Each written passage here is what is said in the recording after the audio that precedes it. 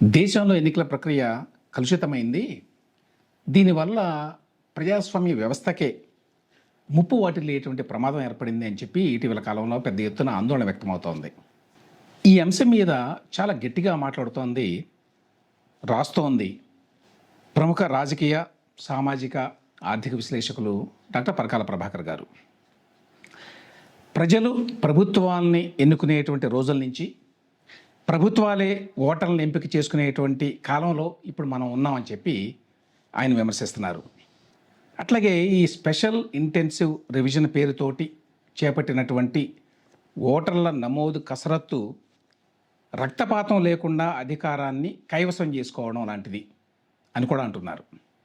ఈ నేపథ్యంలో ఎన్నికల సంఘాన్ని కూడా బహిష్కరించాల్సిన అవసరం ఉంది అని కూడా చెప్తున్నారు. దేశంలో ఎన్నికల వ్యవస్థ మీద ఆయన ఇంత తీవ్రంగా స్పందించడానికి కారణాలేంటి?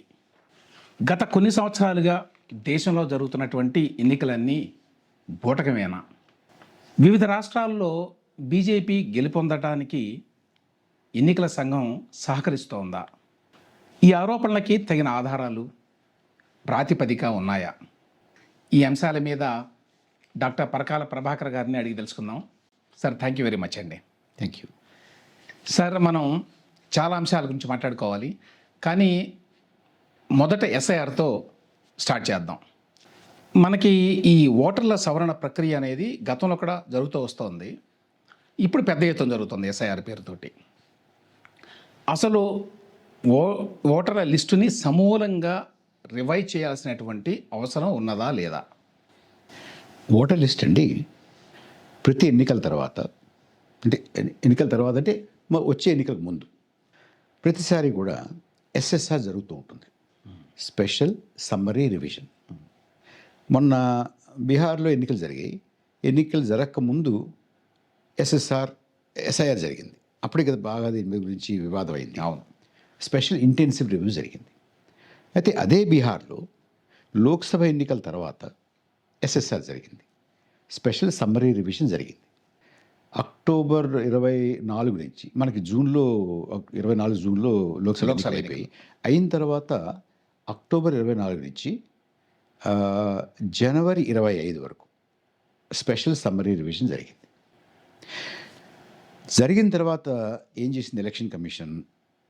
అకస్మాత్తుగా ఒక రోజు ఎస్ఐఆర్ చేస్తాము అన్నారు, స్పెషల్ ఇంటెన్సివ్ రివిజన్ చేస్తామన్నారు. దానికి ఒక కారణం చెప్పారు.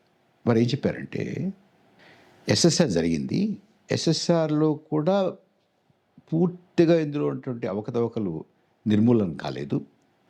మేము ఒక సంస్థను అధ్యయనం చేయమన్నాము. ఆ సంస్థ అధ్యయనం చేసి ఇంకా అవకతవకలు ఉన్నాయి, ఈ అవకతవకలను కూడా మనం నిర్మూలించాలి అని వారికి నివేదిక ఇచ్చారు. ఆ నివేదిక ఆధారంగా మేము ఎస్ఐఆర్ జరపబోతున్నాము. ముందుగా బీహార్లో జరుపుతాం, ఆ తర్వాత మొత్తం దేశం అంతా జరుపుతాం అన్నారు. సరే, మాలాంటి వాళ్ళు ఏమడిగారంటే, మీరు ఏ సంస్థ చేత అధ్యయనం చేయించారు? ఆ సంస్థ ఇచ్చినటువంటి నివేదిక ఏమిటి? వారు ఇచ్చినటువంటి సిఫార్సులు ఏమిటి? ఇవ్వండి అన్న. ఇంతవరకు ఏ సంస్థ అధ్యయనం చేసిందో చెప్పలేదండి, వారు ఇచ్చిన సిఫార్సు ఏంటో చెప్పలేదండి, వారు ఇచ్చినటువంటి నివేదిక కూడా బయటపెట్టలేదండి. ఒకటి. రెండోది, వారు ఏమంటారంటే, ఎస్ఐఆర్ కూడా కొత్తదేం కాదండి, గతంలో ఎస్ఐఆర్ 2003లో జరిగింది అన్నారు. మరి మీరు చిన్నవారో పెద్దవారో నాకు తెలియదు, 2003లో కూడా నేను ఓటర్నేనండి. అలా చాలామంది ఉంటారు మన దేశంలో, మన రాష్ట్రంలో. ఎవరైనా సరే దేశంలో ఎక్కడైనా కానీ ఎవరైనా లేచి నుంచని 2003లో నేను ఈ డాక్యుమెంట్ అన్నీ పట్టుకెళ్ళి నేను ఈ దేశ పౌరుణ్ణే అని నిరూపించుకుని ఓటర్ లిస్టులో నా పేరు ఉండేలా ఖాయం చేసుకున్నాను అని చెప్పానండి. అంటే ఈ దేశంలో వీళ్ళు ఇవాళ అమలు చేస్తున్నటువంటి ఎస్ఐఆర్ ఎప్పుడూ కాలేదు కాబట్టి ఇవాళ అవ్వకూడదని అంటున్నాను నేను. కానీ ఎవరు అధ్యయనం చేశారు? ఆ నివేదిక ఏమిటి? వారు ఇచ్చినటువంటి సిఫార్సు ఏమిటి? అయితే ఇక్కడ ఒక మాట చెప్పాలి రమేష్ గారు, ఓటర్ లిస్టులో చనిపోయిన వాళ్ళ పేర్లు తీయాలా వద్దా? తీయాలి. ఓటర్ లిస్టులో ఇక్కడ మకాం ఉండట్లేదు, వెళ్ళిపోయారు ఇక్కడి నుంచి అన్నవాళ్ళ పేరు తీయాలా వద్దా? తీయాలి. ఇక్కడ ఓటర్ లిస్టులో ఒకే పేరు మీద 10 ఓట్లు ఉంటే అవి తీయాలా లేదా? తీయాలి. నా పేరు సరిగా పడలేదు, దాన్ని సరిచేయాలా లేదా? సరిచేయాలి. నా చిరునామా సరిగా లేదు, సరిచేయాలా వద్దా? చేయాలి. ఇవన్నీ చేయాలి.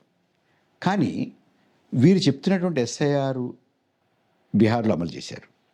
అమలు చేసినటువంటి బీహార్లో వారు ఏం చెప్పారు, ఏం జరిగింది ఒకసారి చూద్దాం. వారు ఏం చెప్పారు?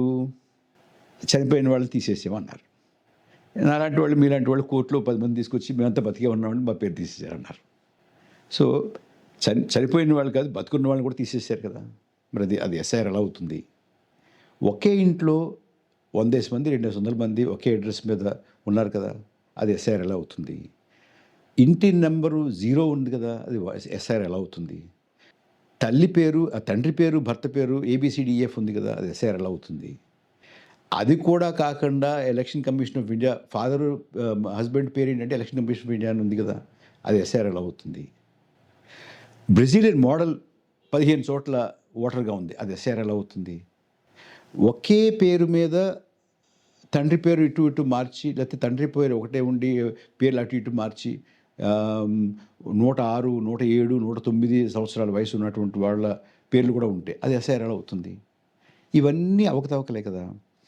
అంచేత ఒకటి, ఇది సరిగా జరగలేదు. ఎస్ఐఆర్ జరగలేదు సరిగా, SSR జరగలేదు. ఇది జరగలేదు అని అంటే దాని అర్థం ఏమిటి? ఎవరు చెప్పారో, ఎవరు అధ్యయనం చేశారో మనకు చెప్పట్లేదు. ఇంత అవకతవకలు అలా కొనసాగుతూ ఉండగా ముఖ్యంగా ఏంటంటే మంది యూనివర్సల్ అడల్ట్ ఫ్రాంచైజ్ అంటే ఇప్పుడు 18 ఏళ్ళు, అంతకుముందు 21 ఏళ్ళు ఉండేది. 18 ఏళ్ళు నిండినటువంటి ప్రతి వారు కూడా ఓటర్. మనకి ప్రతి రాష్ట్రంలోనూ లేకపోతే దేశం మొత్తం మీద 18 ఏళ్ళు నిండినటువంటి వాళ్ళు ఎంతమంది ఉన్నారనేది మనకి ఇంచుమించుగా తెలుసు. ఒక రాష్ట్రంలో ఎంతమంది ఉంటారు, మొత్తం దేశం ఎంతమంది ఉంటారు, ఒక నియోజకవర్గంలో ఎంతమంది ఉంటారు. అది సెన్సస్ జరగకపోయినా కూడా ఈ ఫ్యామిలీ హెల్త్ సర్వే అని మరొకటని రకరకాల సర్వేస్ ఉన్నాయి కదా, దాన్ని బట్టి ఇంచుమించుగా ఒక లక్ష అటు ఇటుగా మనకి 18+ ఎంత అనేది తెలుస్తుంది కదా. బీహార్లో ఉన్నటువంటి అడల్ట్ పాపులేషన్ ఎంత, మీరు ఇవాళ ఓటర్ లిస్టులో ఉన్నటువంటి వాళ్ళ నెంబర్ ఎంత, ఇంచుమించుగా ఉండాలి కదా. యూనివర్సల్ అడల్ట్ ఫ్రాంచైజ్ కదా మంది, ఎంత తక్కువ ఉందండి? మొట్టమొదటి వీళ్ళు సుమారుగా 65 లక్షల మంది తీసేశారు. తర్వాత గొడవ పెడితే మళ్ళీ అందులో నుంచి ఇంకొక 20 లక్షలు 15 లక్షలు ఉంచేవారు. అంటే మీ అడల్ట్ పాపులేషన్ నెంబర్కి మీరు ఓటర్ లిస్టులో ఉన్నటువంటి నెంబర్కి 35 లక్షలు 45 లక్షలు తేడా ఉందనంటే కావాలని కొంతమందిని తీయడానికి మాత్రమే ఈ ఎస్ఐఆర్ అనేటువంటి ప్రక్రియ చేపట్టారు. ఎందుకంటే అవకతవకలు ఎక్కడా కూడా నిర్మూలన కాల ఒకటి. రెండోది ఇంకొక విషయం కూడా చెప్పాలండి. వీళ్ళందరినీ చొరబాటుదారులు తీయడానికి మేము ఈ ప్రక్రియ మొదలుపెట్టామనేది మధ్య మధ్యలో చెప్తూ ఉంటారు. ఒకటి ఏంటంటే ఎన్నికల సంఘం నేరుగా ఎవరితో మాట్లాడదండి. వాళ్ళు ప్రెస్ కాన్ఫరెన్స్ పెట్టరు. ఏదో ఎప్పుడో ఒకసారి పెట్టి స్వచ్ఛమైన హిందీలో మీకు మాకు అర్థం కాకుండా చెప్తారనుకోండి. అందులో పద్యాలు సాహిత్యం కూడా చెప్తారు, వేరే విషయం. కానీ వాళ్ళు ఏం చేస్తారు, మీ జర్నలిస్టులు అందరికీ తెలుసు, సోర్సెస్ ద్వారా లీక్ చేస్తూ ఉంటారు. ఈ ఎస్ఐఆర్ జరుగుతున్నప్పుడు ఎవరిని తీస్తున్నారు అంటే చొరబాట్ల దగ్గర తీస్తున్నారు, సోర్సెస్ ద్వారా చెప్పిస్తున్నారు. చివరికి కోర్టుకు వెళ్తే కోర్టు కూడా 10 సార్లు అడిగితే ఎవరిని తీసారు. ఇప్పుడు తీసినప్పుడు మనకి ఎన్నికల సంఘం యొక్క రూల్ బుక్లోనే ఉంటుంది, మీ ఓటు తీయాలంటే మీకు నోటీస్ ఇవ్వాలి. అవును. నోటీసులు ఎవరికి ఇచ్చారు? మీరు ఎవరికి నోటీసులు ఇచ్చారు, ఎవరు తీశారు? తర్వాత నా ఓటు తీసేశారంటే నాకు తెలియపరచాలి కదా. ఎవరికీ తెలియపరచలేదు, ఎవరిని తీసారో తెలియదు, ఎంతమందిని తీసారో తెలియదు, ఎందుకు తీసారో తెలియదు. అది ఆ లిస్టు పబ్లిష్ చెయ్యండి అని ఒత్తుకుంటే కోర్టు కూడా 1కి 10 సార్లు అడిగితే ససేమిరా మేము అది చెప్పాల్సిన అవసరం లేదు, మేము చెప్పమన్నారండి. తీసేసిన వాళ్ళ లిస్టు ఎవరిని తీశారు, ఎందుకు తీశారు, అంతే. 65 లక్షల మందిని తీశారే, ఎవరు వాళ్ళు, ఎందుకు తీశారు మీరు అడిగితే చెప్పరా.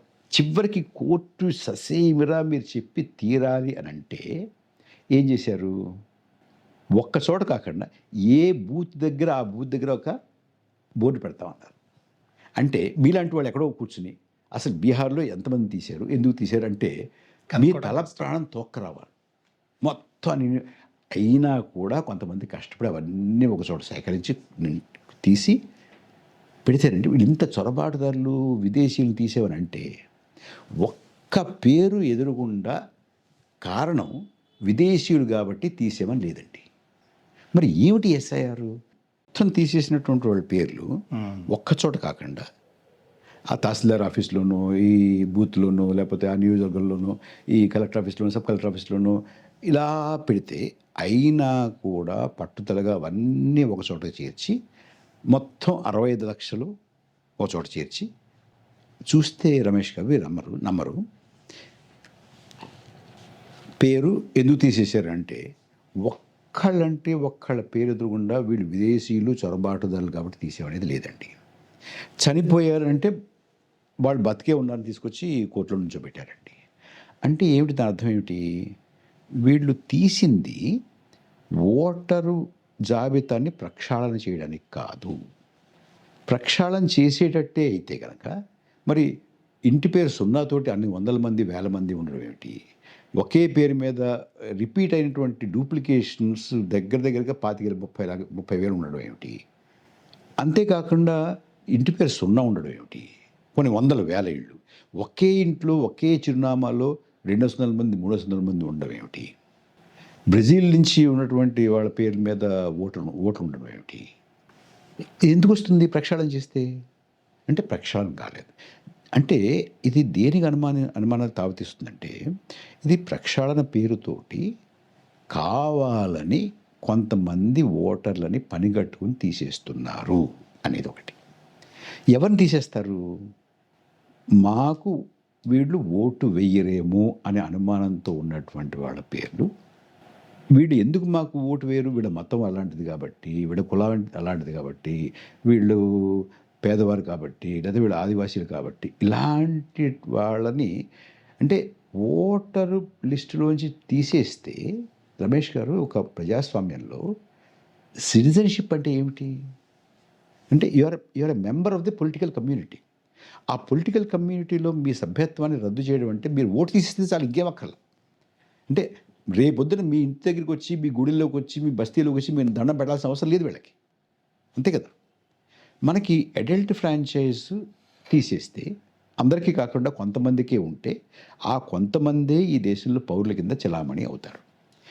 దీన్ని మనం ఏ నేపథ్యంలో చూడాలంటే కొన్నాళ్ళ క్రితం మీకు గుర్తుండే ఉంటుంది, సిఏఏ ఎన్ఆర్సీ పెట్టారు, సిటిజన్షిప్ అమెండ్మెంట్ యాక్ట్ ఒకటి, నేషనల్ రిజిస్టర్ ఆఫ్ సిటిజన్స్ ఒకటి పెట్టినప్పుడు అసలు మీరు ఎవరు పౌరులుగా ఉండాలి, ఎవరు పౌరులుగా ఉండడానికి వీల్లేదు అని ఎలా ఏ ప్రాతిపదిక మీద మీరు నిర్ణయిస్తారని పెద్ద గొడవ జరిగింది. దాన్ని వెనక్కి తగ్గారు. ఇది దేశంలో చాలా పెద్ద రియాక్షన్ వస్తుంది, మనం మురుకుకూడదని. దీన్ని దొడ్డిదారున ఇవాళ ఎన్నికల సంఘం ద్వారా ఎవరు ఎన్నికల్లో ఓటు వేయచ్చు, ఎవరు ఎన్నికల్లో ఓటు వేయకూడదు అంటే దాని తాత్పర్యం ఏమిటంటే ఎవరు ఈ దేశంలో పౌరులుగా ఉండొచ్చు, ఎవరు ఈ దేశంలో పౌరులుగా ఉండడానికి వీల్లేదు అని వాళ్ళు నిర్ణయించి కొంతమందిని తొలగించడం అనేది దీని అర్థం నా ఉద్దేశంలో. అంటే మనకి ఈ దేశం ఏర్పడినటువంటి తీరు చూడండి, మిగతా దేశాలు ఏర్పడినటువంటి తీరు చూడండి రమేష్ గారు. ఇది కొంచెం కాస్త లోతుగా ఆలోచించాల్సినటువంటి విషయం. ప్రపంచం మొత్తం మీద నేషన్ స్టేట్ అలా ఏ ప్రాతిపదిక మీద ఏర్పడ్డాయి, అది యూరోప్లో కావచ్చు, అమెరికాలో కావచ్చు, సౌత్ అమెరికాలో కావచ్చు, మరో చోట కావచ్చు, ఒక యూనిఫామ్ బేసిస్, అది లాంగ్వేజా, రిలీజియనా, కల్చరా, రేసా, లేకపోతే వారి రంగా అనే దాని మీద కదా. కానీ భారతదేశం 47 నుంచి మనం పెట్టుకున్నటువంటి 50లో పెట్టుకున్నటువంటి రాజ్యాంగం దగ్గర నుంచి మనం ఏమన్నాము, ఇది ఈ దేశంలో ఉన్న వాళ్ళందరిది ఈ దేశం అన్నాం. ఇది మతానికి, కులానికి, భాషకి, సంస్కృతికి, మరోదానికి సంబంధం లేకుండా, సంప్రదాయానికి సంబంధం లేకుండా అందరికీ పౌరసత్వం ఇచ్చి, అందరినీ గౌరవించి, అందరికీ సమానమైనటువంటి ప్రతిపత్తి ఇచ్చి, హోదా ఇచ్చి పెట్టుకున్నటువంటి రాజ్యం మంది. అది మన రాజ్యాంగం. దానికి విరుద్ధంగా ఇలా కాదు, ఇది హిందువులదే రాజ్యం, ఇది ఇలాంటి వాళ్ళకే రాజ్యం, ఇలాంటి వాళ్ళకి రాజ్యం, అలాంటి వాళ్ళకి రాజ్యం, ఈ భాష మాట్లాడే వాళ్ళకి, ఇలా ఉన్నటువంటి వాళ్ళకి, తూర్పు తిరిగి నమస్కారం పెట్టేవాళ్ళకి, పడమర తిరిగి నమస్కారం పెట్టేవాళ్ళకి కాదు, ఇలాంటివన్నీ రకరకాల ఆలోచనలు ఉన్నాయి చాలామందికి. అవన్నీ కాదనుకుని అవి కాదు అని మన రాజ్యాంగ సభ, మన నాయకత్వం, అది జాతీయోద్యమం దగ్గర నుంచి వచ్చినటువంటిది ఏమనుకున్నాం, అందరిది అన్నాం. ఇప్పుడు అందరిది కాదు అన్నటువంటి వాళ్ళు అధికారంలో కూర్చున్నారు.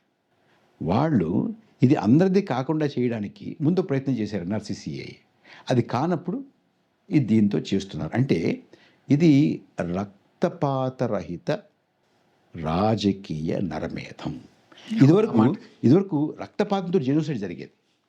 ఇప్పుడు రక్తపాతం లేకుండా మీరు మనం భౌతికంగా చంపడం కష్టం కాబట్టి ఇవాళ 2025లో రక్తపాతం లేకుండా కేవలం మిమ్మల్ని తీసి పారేస్తే చాలు. కొంతమంది అండి ఇది చాలా అలార్మిస్ట్ వ్యాఖ్యానం, అంటే భయకంపితులు చేస్తున్నారు దేశంలో అందరినీ. ఓటర్ లిస్టులో కొన్ని మీరు చెప్పినటువంటి కొన్ని అంశాలు ఉండొచ్చు. అది ఇప్పుడే కాదు, 40 ఏళ్ళ నుంచి అటువంటివి ఉన్నాయి. గతంలో కూడా ఇటువంటి చాలా జరుగుతూ ఉండేవి. అందరికీ తెలుసు, ఓటర్ లిస్టులో పేరు లేని వాళ్ళు వెళ్ళి ఓట్లు వేసేవాళ్ళు, లేకపోతే ఉన్న వాళ్ళకి ఓట్లు ఉండేవి కాదు. ఇట్లాంటివన్నీ జరుగుతున్నాయి. ఈ లోపాలు ఎప్పుడూ ఉన్నాయి. ఒకటి. రెండవది, ఇప్పుడు జరుగుతున్నటువంటి ఈ వ్యవహారం ఏదైతే ఉందో, కొన్ని డిలీషన్స్ జరిగినాయి, ఇట్లాంటివన్నీ కూడా. వీటి యొక్క ఉద్దేశం ఏంటంటే, వీటి ద్వారా మీరు అన్నట్టుగా ప్రభుత్వాలే ఓటర్లని ఎంపిక చేసుకునేటువంటి విధానం ఇది అని చెప్పటానికి తగినంత ప్రాతిపదిక ఉందా? దాన్ని ఏ విధంగా కనిపెడతారు? వీళ్ళు మనవాళ్ళు, వీళ్ళు మనకు ఓటేస్తారు, వీళ్ళు వెయ్యరు, ఈ సమూహాలు మనకు ఓటేయవు అని ఇంత క్లిష్టమైనటువంటి భారతీయ సమాజంలో చేయటం సాధ్యమేనా అది అనేది చాలామందికి అనుమానం. ఒకటి. రెండవది, ఇలా చేస్తున్నారని చెప్పడానికి ప్రస్తుతానికి ప్రాతిపదిక ఏంటంటే, వరుసగా ఈ మధ్య జరిగినటువంటి అనేక రాష్ట్ర అసెంబ్లీ ఎన్నికల్లో ఒకటే పార్టీ పెద్ద ఎత్తున గెలుస్తోంది. అయితే అదే సమయంలో కొన్ని చోట్ల గెలవలేదు. చాలామంది చెప్పేది ఏమిటంటే, కర్ణాటక, తెలంగాణ ఎక్కువ మంది ఉదాహరణగా తీసుకుంటారు. గెలవాలనుకుంటే గెలిచేవాళ్ళు కదా. 2024 లోక్సభ ఎన్నికల్లో మరి వాళ్ళు వేరే పార్టీల మీద ఆధారపడి ప్రభుత్వాన్ని నడపాల్సిన పరిస్థితి ఉంది కదా. నిజంగానే వాళ్ళ చేతుల్లో ఉంటే అది చేసుకుంటారు కదా. వాళ్ళు 400 సీట్లు వస్తాయని చెప్పారు. ఆ మేరకు చేసుకునేవాళ్ళు కదా. ఇవాళ ఏదో చిన్న చిన్న పార్టీల మీద ఆధారపడి ప్రభుత్వాన్ని నడపాల్సిన అవసరం ఏంటి? వీటికి మీ స్పందన ఏంటి? ఇట్స్ ఆల్ లెజిటిమేట్ క్వశ్చన్ అండి. ఒకటి, నేను ఉన్నదానికన్నా కూడా ఎక్కువ చేసి మాట్లాడుతున్నాను, అతిశయోక్తిగా చెప్తున్నాను. ఐ అన్ అలామిస్ట్? ఒకటి. రమేష్ గారు, నేను ఇందాకే చెప్పాను మీతోటి, ఓటర్ లిస్టులో అవకతవకలు ఉండకూడదు, ప్రక్షాళన కావాలి, చనిపోయిన వాళ్ళని తీయాలి, ఇక్కడ ఉండడం వాళ్ళని తీయాలి. అలా జరగట్లేదు అనేది చాలా స్పష్టంగా నేను చెప్పాను మీకు. ఒకటి. రెండోది, మీరు ఎవరిని ఏ ప్రాతిపదిక మీద తీస్తున్నారో కాసేపు నాకు వస్తాను.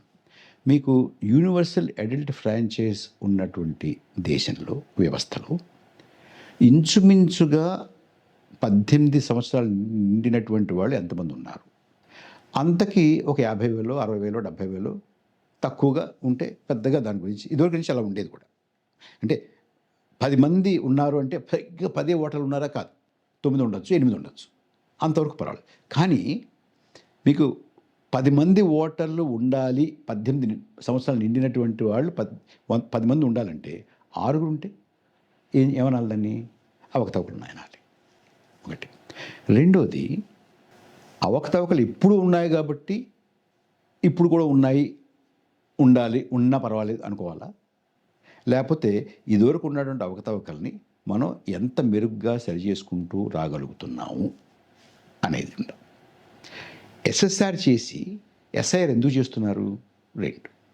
మూడోది, మీరు ఎవరినైనా అడగండి, మన వయసులో ఉన్నవాళ్ళు, లేకపోతే 2003లో ఎన్నికల్లో పాల్గొన్నటువంటి వాళ్ళు, ఓటు వేసినటువంటి వాళ్ళు, 2003లో జరిగింది ఎస్ఐఆర్ అన్నారు కదా. 2003లో ఈ దేశంలో ఎవడైనా లేచి, ఇదిగో నేను నా తల్లి బర్త్ సర్టిఫికెట్, నా తండ్రి బర్త్ సర్టిఫికెట్, లేకపోతే ఆ ఊరి నుంచి పడ్డ సర్టిఫికెట్, ఈ ఊరి సర్టిఫికెట్, ఈ 34, 35 సర్టిఫికెట్లు ఎన్నో 17, 16 అడుగుతున్నారు కదా, అవన్నీ ఎవరైనా ఇచ్చి ఓటర్గా నమోదు చేసుకున్నారా? గుర్తుందా? ఎవరికైనా కనుక్కోండి. మీకుందా? మీ తల్లి గారికి ఉందా? మీ అన్నయ్య గారికి ఉందా? మీ అమ్మగారికి ఉందా? లేదు కదా. ఎక్కడ జరగలేదు, ఇప్పుడు జరగల. సరే, చేస్తున్నారు. చేస్తుంటే పోనీ ఇంత చేసిన తర్వాత ఇన్నేసి మంది ఎందుకు ఇంకా పోయినటువంటి వాళ్ళు, పోనటువంటి వాళ్ళు, ఇక్కడ లేనటువంటి వాళ్ళు, బ్రెజిల్‌లో ఉన్నటువంటి వాళ్ళు, 0 ఇంటి నంబర్ ఉన్నటువంటి వాళ్ళు, ఏబీసీడీఎఫ్ తండ్రి పేరు, భర్త పేరు ఉన్నటువంటి వాళ్ళు ఎందుకున్నారు? ఓకే. ఇది అంటే అవకతవకలు అలాగే ఉన్నాయి. అయినా అవకతవకలు అలాగే ఉన్నా కూడా 45 లక్షలు, 55 లక్షలు మీకు ఉండాల్సినటువంటి అడల్ట్ పాపులేషన్ కన్నా ఓటర్లు తక్కువ ఉన్నారు. అంటే వీళ్ళు ఏమైపోయారు? ఒకటి. మీరు అంటున్నారు కదా, ఏ ప్రాతిపదిక మీద తీశారు? ఇది చాలా వైవిధ్యం కలిగినటువంటి దేశం కదా. నాకు వీళ్ళు వేస్తారు వెయ్యరు, వీళ్ళు వేస్తారు వెయ్యరు అనేది ఎలా కనిపెడుతున్నారు అని అంటే మనం ఇవాళ ఉన్నటువంటి ప్రభుత్వం యొక్క నైపుణ్యాన్ని, వారికి ఉన్నటువంటి ఎఫిషియన్సీని మనం అంత తక్కువగా అంచనా వేయక్కర్లేదండి. చాలా ఎఫిషియెంట్గా చేస్తున్నారు, అన్ని విషయాలను చేస్తున్నారు. ఇప్పుడు ప్రభుత్వానికి వ్యాపారంతో సంబంధం ఏంటండి? ఇడ్లీ ఎందుకు అమ్మాలండి ప్రభుత్వం అని అంటున్నారు కదా. మరి ప్రభుత్వానికి అవే సంబంధం లేనప్పుడు మీ ఫోన్లో ఎందుకు ఉండాలండి ప్రభుత్వం? ఒక యాప్ ఏమైనా సరే కంపల్సరీగా డౌన్లోడ్ చేయాలంటున్నారు, ఎందుకు అంటున్నారు? When government has no business in being business, what is the business of a government to be in your phone? So ఒక నిఘా అయితే మీరు ఆ సంచార్ సాథి అనే యాప్ గురించి మాట్లాడుతున్నారు. అది ప్రస్తుతానికి ఆగినట్లు గొడవైంది కాబట్టి, కానీ మొదలు పెట్టారు కదా. అయితే దాని ఉద్దేశం అయితే ఉంది కదా. అంటే నువ్వు ఇడ్లీ అమ్మకూడదు, ఫోన్లో ఉండాలా. స్టీల్ ప్లాంట్ నడపకూడదు ప్రభుత్వం, కానీ నీ ఫోన్లో ఉండాలా. ఇది ఇది ఇది ఏమి లాజిక్? ఓకే, అది పక్కన పెడదాం. కానీ అంటే ఇప్పుడు ప్రభుత్వం నడుపుతున్నటువంటి వాళ్ళకి ఈ దేశం గురించి ఒక అవగాహన ఉంది. ఈ దేశం ఇలా ఉండాలి, ఈ దేశం వీళ్ళదే అని కూడా ఒక అవగాహన ఉంది. ఇది హిందువుల దేశమే, మరొకటి కాదు అని అన్నారు కదా. మరి ఇదివరకు అయితే నేనే చెప్పానే, ఇదివరకు ఏం చేసేవాళ్ళు? వీళ్ళు నా జాతికి చెందినటువంటి వాళ్ళు కాదు, నా భాషకు చెందినటువంటి వాళ్ళు కాదు, నా రంగుకు చెందినటువంటి వాళ్ళు కాదు, నా సంస్కృతికి చెందినటువంటి వాళ్ళు కాదు అని అంటే వాళ్ళని బయటకన్నా గెంటేసేవాళ్ళు, లేదా సంపన్న చంపేసేవారు. అంటే రక్తపాతంతో ఒకే ఏకజాతి దేశంగా మలుచుకునేవాళ్ళు ఇదివరకు. అది 17వ శతాబ్దం కావచ్చు, 18 కావచ్చు, 19 కావచ్చు, 20 కావచ్చు. ఇవాళ అంత అది జర్మనీలో జరిగింది, మరో చోట జరిగింది, మీ అందరికీ తెలుసు. అంత రక్తపాతంతో జరిగేటటువంటి పరిస్థితులు కావు ఇవాళ భారతదేశంలో.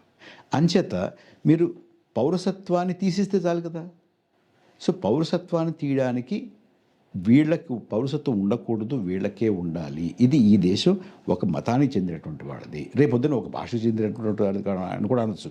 ఈ భాష నేర్చుకున్న అంటున్నారు అందరు. నేను ఏమైనా సరే నేర్చుకోండి అని నేను రుద్దుతున్నారు కదా ఒక భాషని. ఒక భాష, ఒక దేవుడు, ఒక మతము, అందరూ తూర్పు తిరిగే దండం పెట్టాలి, పడమరకు తిరిగి దండం పెట్టకూడదు, ఇవన్నీ ఉన్నాయి కదా. ఈ రకమైనటువంటి అవగాహన ఈ దేశం మీద ఉండి దాని నుంచి ఒక దేశంలో ఎవరు ఉండాలి అని నిర్ణయించి ఆ రకంగా చేస్తున్నారు. ఇది ఏ ప్రాతిపదిక మీద చేస్తున్నారు? ఇదే ప్రాతిపదిక మీద చేస్తున్నారు. మీరు తీసేసినటువంటి వాళ్ళలో ఎక్కువ మంది ఎవరున్నారు చూడండి. ఎక్కువ మంది ఒక మైనారిటీ చెందిన వాడు కావచ్చు, ఆదివాసీలు కావచ్చు, వెనుకబడిన వర్గాలకు చెందినటువంటి వారు కావచ్చు. దానికి సంబంధించిన లెక్కలు ఉన్నాయండి, వచ్చినాయా? ఇప్పుడు 65 లక్షల మందిని తీశారన్నారు కదా. అందులో మెజారిటీ ఎవరుంటారండి? మెజారిటీ నాన్ హిందూస్ ఉంటారు. అందులో చాలా పెద్ద చంక్ ఆదివాసీలు ఉంటారు. సార్ ఎందుకు అడుగుతున్నాను ఈ ప్రశ్న అంటే, హిందూలో ఒక ఆర్టికల్ వచ్చింది, దాన్ని టీడీపీ ఎంపీ లావు కృష్ణదేవరాయలు కూడా పార్లమెంట్లో, లోక్సభలో చదివాడు. దీని గురించి చర్చ వచ్చినప్పుడు మొన్న. అందులో ఏమిటంటే బీహార్లో ఎక్కడైతే ఎక్కువ డిలీషన్స్ జరిగినాయో నియోజకవర్గాల్లో అక్కడ ప్రత్యేకంగా బీజేపీకి అడ్వాంటేజ్ ఏమీ రాలేదు అనేది ఆర్టికల్ సారాంశం. ఆర్టికల్ కరెక్టా కాదా అనే విషయం మనకు తెలియదు, కానీ హిందూలో వచ్చింది కాబట్టి ఇది కరెక్టే అని కూడా మాట్లాడాడు ఆయన. ఒకటి. రెండవది, ఇప్పుడు బెంగాల్లో జరుగుతోంది ఎస్ఐఆర్, ఫస్ట్ ఫేజ్ జరిగింది. దీనికి సంబంధించి వచ్చిన ఒక వార్త ఏమిటంటే, ఇప్పుడు ఆల్రెడీ డిలీషన్స్ కొన్ని జరిగినాయి. అయితే ఈ డిలీషన్స్ ఎక్కడైతే ముస్లింలు ఎక్కువగా ఉన్నారో ఆ జిల్లాలో అతి తక్కువగా జరిగినాయి, మిగతా జిల్లాలోనే ఎక్కువ జరిగినాయి అనేది ఆ వార్త సారాంశం, ఆ కథనం సారాంశం. ఇది ఎట్లా కుదురుతుంది ఈ మీరు చెప్పేటువంటి దీన్ని వెరిఫై చేయాలి. ఇప్పుడు ఇదే హిందూ రిపోర్ట్ తీసుకుందామండి. ఇదే హిందూ రిపోర్టు అంతకుముందు ఈ డిలీషన్స్లో వచ్చినటువంటి దాంట్లో అది అది ఏం మాట్లాడారంటే చనిపోయారు అని తీసేసినటువంటి వాళ్ళలో అత్యధిక సంఖ్యాకులు 30-40 సంవత్సరాల మధ్యలో ఉన్నవాళ్ళు, which is against the national trend. So దానికి సమాధానం చెప్తాం. వాళ్ళెవరు? సరే అవన్నీ పక్కన పెడదామండి. 18 సంవత్సరాలు నిండినటువంటి వాళ్ళు ఇంతమంది ఉండాలి ఈ రాష్ట్రంలో. అంతమంది ఓటర్లుగా ఉన్నారా లేదా? ఒకటి. 2, మీరు ప్రక్షాళన చేసినప్పుడు పక్కాగా ఇంటి నెంబరు, ఒకే పేరు, ఒకే ఓటు. చనిపోయిన వాళ్ళు లేరు, ఉన్నవాళ్ళు ఉన్నారు. అది ఉందా? కాదు.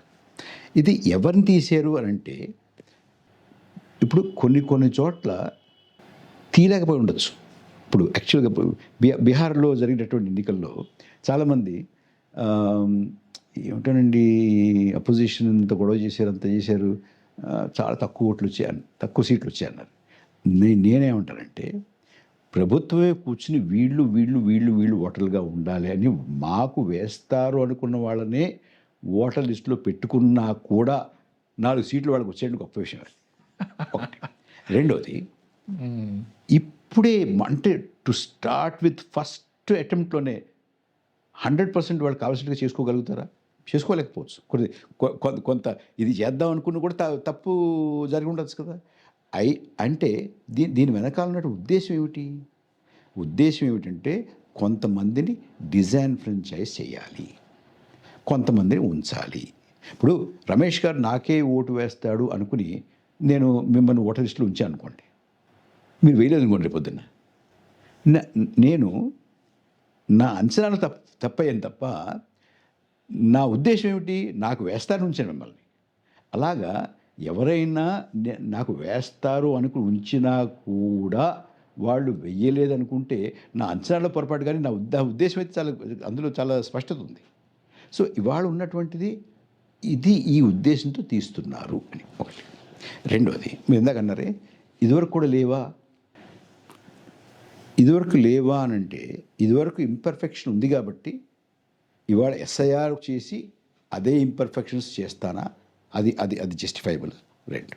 మూడోది, ముఖ్యమైనటువంటి ఒక విషయం లేవనెత్తారు. అంటే చాలామంది చర్చించేటువంటిది ఏమిటంటే, మరి ఇలా చేస్తున్నప్పుడు కొన్ని రాష్ట్రాలు ఎందుకు ఓడిపోతున్నారు కదా? ఇది చాలా కఠినమైన ప్రశ్నగా అనిపిస్తుందండి. అంటే నేను ఇప్పుడు అది ఏం మాట్లాడుకోవాలి? ఎస్ఐఆర్ ముందు మాట్లాడుకోవాలి. అప్పుడు ఎస్ఐఆర్ కాదు, అప్పుడు గేమ్ వేరే. అప్పుడు గేమ్ ఏమిటి? ఎన్ని ఓట్లు పోలయ్యాయి, ఎన్ని ఓట్లు లెక్కించారు, అది గేమ్ అప్పుడు. ఇప్పుడు ఎస్ఐఆర్, దానికి దీనికి తేడా ఉంది. అంటే ఈ రెండింటిని విడివిడిగా చూడాలా, లేకపోతే ఈ రెండు మొత్తం మీరు అనుమానిస్తున్నటువంటి స్కీమ్లో భాగమా? స్కీమ్లో భాగం. అంటే ఎలా అంటేనండి, అంటే అప్పుడు ఈవీఎంల గురించి ఎక్కువ మాట్లాడాము. అంటే అది కూడా కాదు. నేను ఒకటే అడుగుతానండి, అది ఈవీఎమ్మా లేకపోతే ఇంకోట కాసేపు పక్కన పెడదాం. అది తర్వాత గెలుపు ఓటములు కూడా పక్కన పెడదాం కాసేపు. మీకు గెలుపు అంటే విజేతలు ఎవరు, పరాజితులు ఎవరు అనేది కాసేపు పక్కన పెడితే మీకు స్పష్టత చాలా ఎక్కువ వస్తుంది. ఒకటి, మామూలుగా 5 గంటలకు 6 గంటలకు పోలింగ్ అవుతుందండి. మామూలుగా 5 గంటలకు అంటారు, ఒక్కోసారి కొన్ని ప్రాంతాల్లో 6 గంటల వరకు పెడతారు అఫీషియల్. అయితే 5 గంటలకు 6 గంటలకు అఫీషియల్గా పోలింగ్ అయిపోయినా కూడా, సమయం అయిపోయినా కూడా ఆ ప్రాంగణంలో ఉన్నటువంటి వాళ్ళందరూ కూడా ఓటేయాలి. అది వాళ్ళందరూ ఉన్నటువంటి వాళ్ళందరూ ఓటేసే వరకు పోలింగ్ తెరిచే ఉంచాలి. పోలింగ్ 7 అయినా 8 అయినా 9 అయినా. ఓకే, అవును, అది రూల్ ఉంది కదా. అంచేత ఏమవుతుంది, 5 గంటలకు 6 గంటలకు పోలింగ్ క్లోజ్ అయ్యేటప్పటికి మనకు వచ్చేటువంటి డేటా ఇంత శాతం పోలింగు అనేది ప్రిలిమినరీ డేటా. అవును, అడ్హాక్ అప్పటికప్పుడు ఉన్నటువంటి టెంపరీగా. ఫైనల్గా ఆవేళ రాత్రి మొత్తం అంతా అయిపోయిన తర్వాత ఇస్తారు. మీకు మొత్తం భారతదేశ ఎన్నికల చరిత్రలో ప్రిలిమినరీ ఫిగర్కి ఫైనల్ ఫిగర్కి 0.5% అంటే 0.5% కన్నా ఎప్పుడు వ్యత్యాసం లేదు. ఏది మంది డిజిటల్ ఇండియా కానప్పుడు.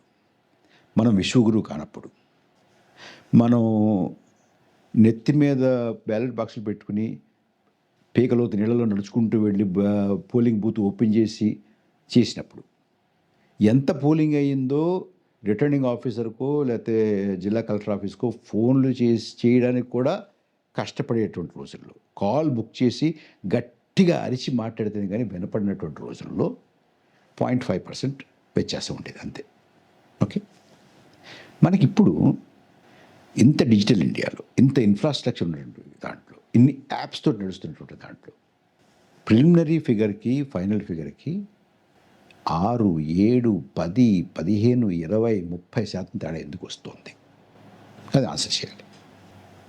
ఎందుకు అంత తేడా వచ్చింది అంటే 24 లోక్సభ ఎన్నికల్లోనండి మేము మాలాంటి వాళ్ళం 10 మంది కూర్చుని మేము మొత్తం డేటా అంతా తీసుకుంటే సుమారుగా 5 కోట్ల ఓట్లు ప్రిలిమినరీ ఫిగర్కి ఫైనల్ ఫిగర్కి తేడా వచ్చిందండి. 5 crore ఓట్స్. ఈ 5 crore ఓట్స్ మీరు సమానంగా 543 నియోజకవర్గాల్లో పంచకండి. మా లెక్క ప్రకారం 79 నియోజకవర్గాలలో 15 రాష్ట్రాల్లో ఈ 5 కోట్ల ఓట్లు డిస్ట్రిబ్యూట్ సర్దపడ్డాయండి. దీనివల్ల 79 స్థానాలు చేతులు మారాయండి. అంటే ఇవాళ 293 స్థానాల్లో ఉన్నటువంటి ఎన్డీఏ మీరు 79 తీస్తే 214 అవుతుందండి. ప్రతిపక్షం 234లో ఉన్నటువంటి ప్రతిపక్షం ఈ 79 కలిపితే 313 అవ్వాలండి. అంటే అధికారం ఇటు నుంచి అటు చేతులు మారిందండి దీనివల్ల. ఇదొకటి. ఇంకొంచెం లోతుకి వెళ్ళాలంటే మీకు ఓపిక ఉంటే చెప్తాను. మీకు గుర్తుందో లేదు, ఫస్ట్ ఫేజ్ పోలింగ్ అయినటువంటి సాయంత్రం ప్రిలిమినరీ ఫిగర్ ఇచ్చారండి. ఫైనల్ ఫిగర్ ఎప్పుడు ఇచ్చారు? 11 రోజుల తర్వాత ఇచ్చారండి. అంటే ఇవాళ భారతదేశంలో మీకు ఫైనల్ ఫిగర్ ఇవ్వడానికి 11 రోజులు పడుతుందండి. Is it justifiable in under any circumstances? మీకు వరదలు వచ్చినా, భూకంపాలు వచ్చినా, అగ్నిపర్వతాలు బద్దలైనా, యుద్ధం వచ్చినా కూడా 11 రోజులు పడుతుందండి. ఓకే, ఎంతకన్నా విచిత్రమైనది కూడా చెప్తాను మీకు. ఎంతకన్నా విచిత్రమైనది ఏమిటంటే రమేష్ గారు, మనకి జూన్ 1వ తారీఖు 7th phase final phase polling అయిందండి. ఏమండి, జూన్ 4వ తారీఖు లెక్కింపు అయిందండి. విజేతలను ప్రకటించారు. అవును. జూన్ 30వ తారీఖు జూన్ 1వ తారీఖు ఎన్ని ఓట్లు పడ్డాయో ప్రిలిమినరీ ఇచ్చి ఫైనల్ ఫిగర్ ఎప్పుడు ఇచ్చారు తెలుసా అండి? 6వ తారీఖు ఇచ్చారండి. అంటే లెక్కించి విజేతలను ప్రకటించిన 2 రోజుల తర్వాత ఇన్ని ఓట్లు పోలయ్యాయి అన్నారండి. అసలు మీరు మీ కాలేజీ ఎన్నికల్లో కూడా అయినా ఒప్పుకుంటారండి ఇది? మీరు ఇన్ని ఓట్లు పోలయ్యాయి అని చెప్పి లెక్కిస్తారా? విజేతలు ప్రకటించిన తర్వాత ఇన్ని ఓట్లు పోలయ్యాయి అని చెప్తారా? 2. మూడవది సెకండ్ ఫేజ్, చాలా చాలా ముఖ్యమైనటువంటిది ఇది. సెకండ్ ఫేజ్ మీకు అసలు ప్రిలిమినరీ ఫిగర్ ఇవ్వలేదండి, ఓన్లీ ఫైనల్ ఫిగర్ ఇచ్చారు. అది కూడా 5 రోజుల తర్వాత ఇచ్చారు. ఓకే, అందులో విశేషం ఏంటంటే అది కూడా స్టేట్ వైజ్గా పోలింగ్ పర్సంటేజ్ చెప్పలేదండి, మొత్తం ఫేజ్ మొత్తం చెప్పారండి. అంటే ఏ నియోజకవర్గంలో ఎన్ని ఓట్లు పడ్డాయో, ఎంత శాతం పోలిందో తెలియదు, ఏ రాష్ట్రంలో ఎంత పోలైందో, ఎంత శాతం పోలైందో తెలియదు. ఆ ఫేజు మొత్తం 80 స్థానాలు ఓటింగ్కి వెళ్ళండి. అందులో సుమారుగా అసలు మీకు ఎన్డీఏ హిట్ రేట్ చూస్తే ఇప్పుడు బీహార్లో 90% హిట్ రేట్ అండి. అందులో కూడా సెకండ్ ఫేజ్లో కూడా 80% పైన హిట్ రేట్ అండి. అంటే ఎంత పడిందో తెలియకుండా ఉన్నటువంటి ఫేజ్లో ఎక్కువ, ఎంత పడిందో తెలిసినటువంటి ఫేజ్లో తక్కువ. ఒకటి. రెండోది, ఇది నేను ఎలా చెప్పగలుగుతున్నానంటే ఉత్తరప్రదేశ్లో ఫర్ వాట్ ఎవర్ రీజన్ ఉత్తరప్రదేశ్లో 7 దశల పోలింగ్ అండి. అక్కడ ఫస్ట్ ఫేజ్ 11 రోజులు ఉన్నాం కదా, అలా ఉంచండి. రెండో ఫేజ్ అసలు వ్యత్యాసం ఏంటో మనం చెప్పడానికి కూడా లేదు, ఎందుకంటే ప్రిలిమినరీ ఓటింగ్ ఫిగర్ లేదు. మిగతా 5 ఫేజుల్లో ఏ ఫేజ్లోనూ కూడా మీకు ఫేజ్ వైజ్ కావాలంటే నేను డేటా చెప్తాను మీకు. 0.21%, 0.34%, 0.25%, 0.34%, 0.35%, 0.46% అంతే వ్యత్యాసం ప్రిలిమినరీకి ఫైనల్కి.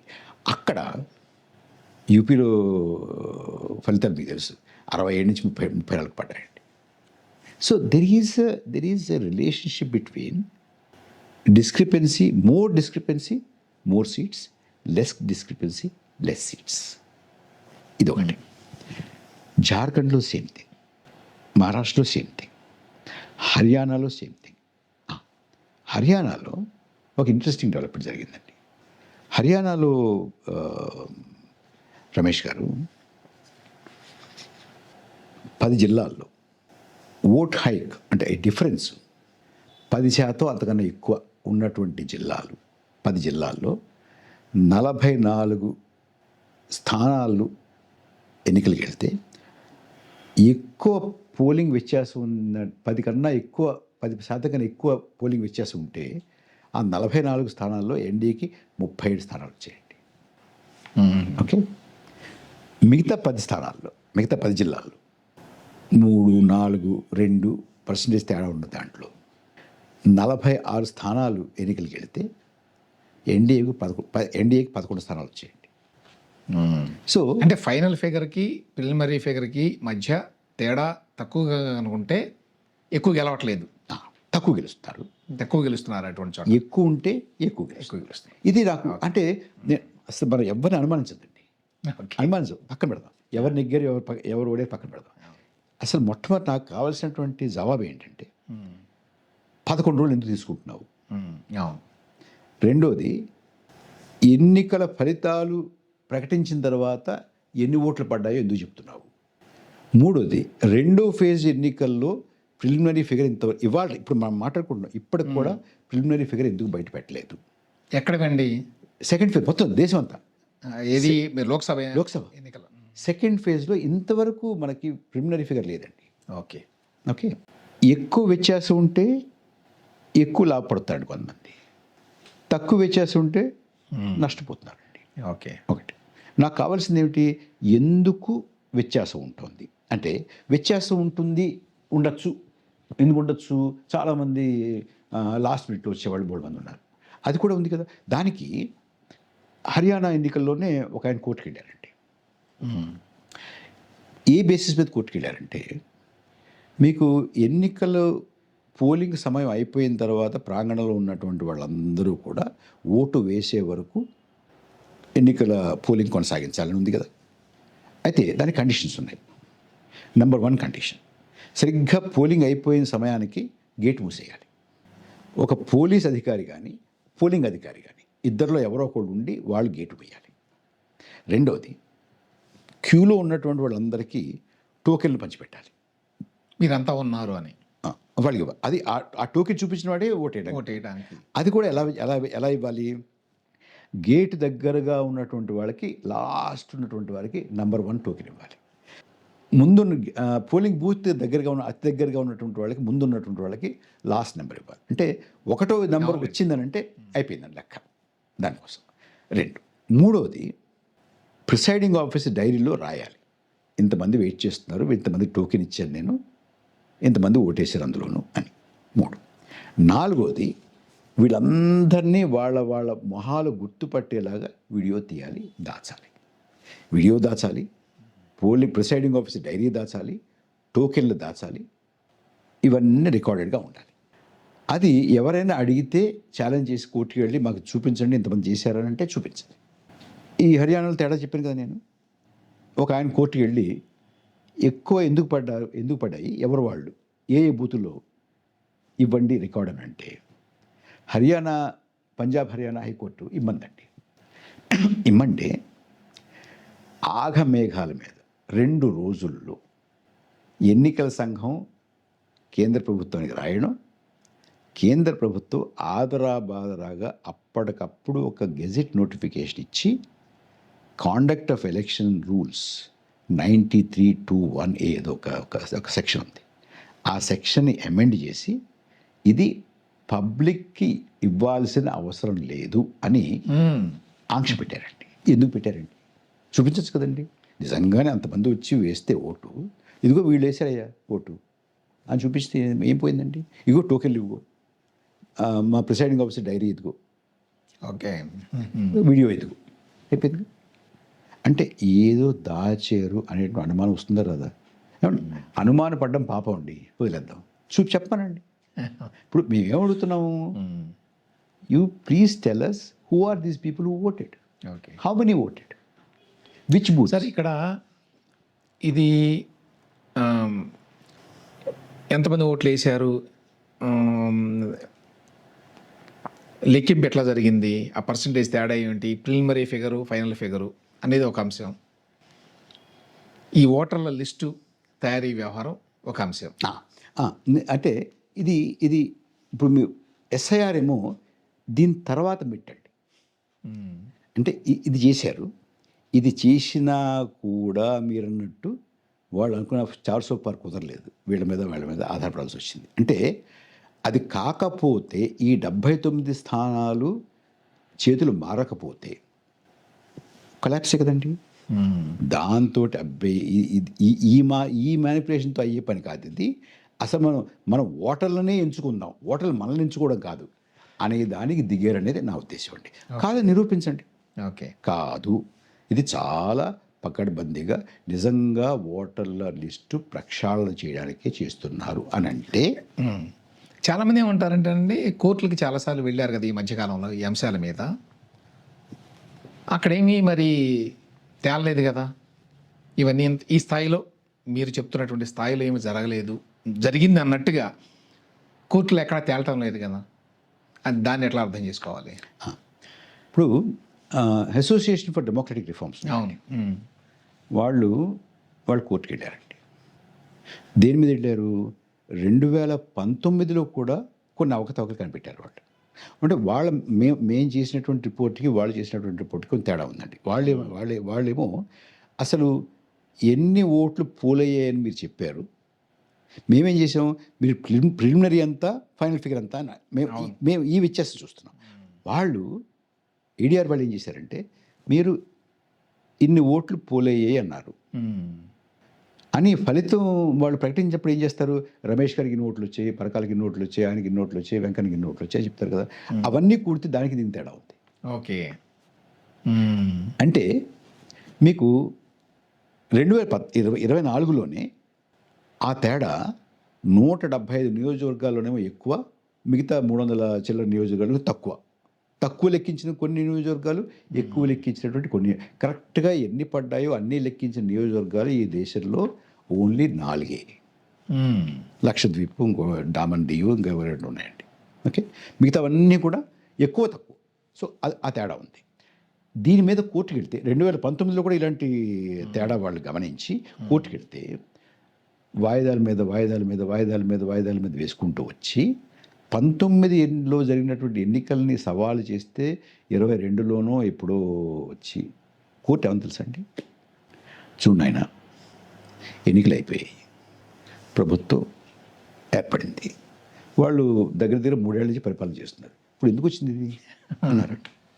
అంటే దీనికి ఒక సామ్యం చెప్పమంటే, పలానా వాడిని చంపేశారని కేసండి. ఒక 2 ఏళ్ళ తర్వాత జడ్జి గారు చూడైనా ఆయన పోయాడు, ఇప్పుడు నేను చెప్పినా చెప్పకపోయినా, ఇది రుజువైనా కాకపోయినా వాడు బతికొచ్చేది ఏమీ లేదు అని చేత డిస్మిస్ చేస్తాను అనుకోండి. అదే ఇది అంతే కదా, ఒకటే కదా. ఒకటి తర్వాత కోర్టులు ఇప్పుడు మనకి ఎలక్ట్రల్ బాండ్స్ ఎన్ని అవకతవకలు ఉన్నాయో, ఎంత కరప్షన్ ఇంకా వస్తున్నాయి కదా, దాని మీద మనకి సమాచారం. అది కోర్టు నిర్ణయించడానికి అన్నాడు పట్టిందండి ఒకటి. రెండవది, మన కోర్టు అంటే నాకు చాలా గౌరవం ఉంది కోర్టు మీద, మీకు కూడా న్యాయ వ్యవస్థ మీద చాలా గౌరవం ఉంది. మనకి చాలా పెద్ద వాళ్ళు ఉన్నారు, ఏమనకూడదు, మీరు ఇబ్బంది పడకూడదు, నేను ఇబ్బంది పడకూడదు. కానీ ఒక మాట అయితే చెప్పుకోవాలి మనం, అంటే మనకి కోర్టుల మీద, న్యాయ వ్యవస్థ మీద గౌరవాన్ని ప్రకటించుకుంటూనే ఒక చిన్న విషయం ఏం చెప్పుకోవాలంటే, ఒకానొక కేసులో మాజీ భారత ప్రధాన న్యాయమూర్తి గారు ఒక మాట చెప్పారండి. నాకు ఏం చేయాలో తెలియక నేను దేవుణ్ణి ప్రార్థించి అడిగాను. ఆయన చెప్పి ఏమండి, దేవుణ్ణి ప్రార్థించి అడిగి మీరు జడ్జిమెంట్ చెప్తారండి. సో కోర్టు అలా ఉంటే, కోర్టులు న్యాయం చేస్తాయి, చూస్తున్నాయి, చేస్తాయి, వాళ్ళు చెప్పలేదు కాబట్టి అంటే దాన్ని ఎంతవరకు నమ్మొచ్చు? అంటే ఇవన్నీ పక్కన పెడదామండి. నేను అడిగింది ఒకటేనండి, మీకు మీకు 10% ఎందుకు తేడా వస్తుంది చెప్పండి. కోర్టు వరకు ఎందుకు మనకి? ఓకే. అంతే నేను అడిగేది.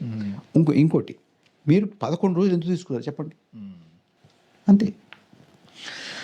దీంతోపాటు మీరు ఈ మధ్య ఒక మాట అన్నారు, ఎన్నికల సంఘం వాళ్ళు బీజేపీ ఎలక్షన్ మోర్చా అంటే బీజేపీకి ఉన్నటువంటి అనేక అనుబంధ సంస్థల్లో ఒక సంస్థగా మారింది.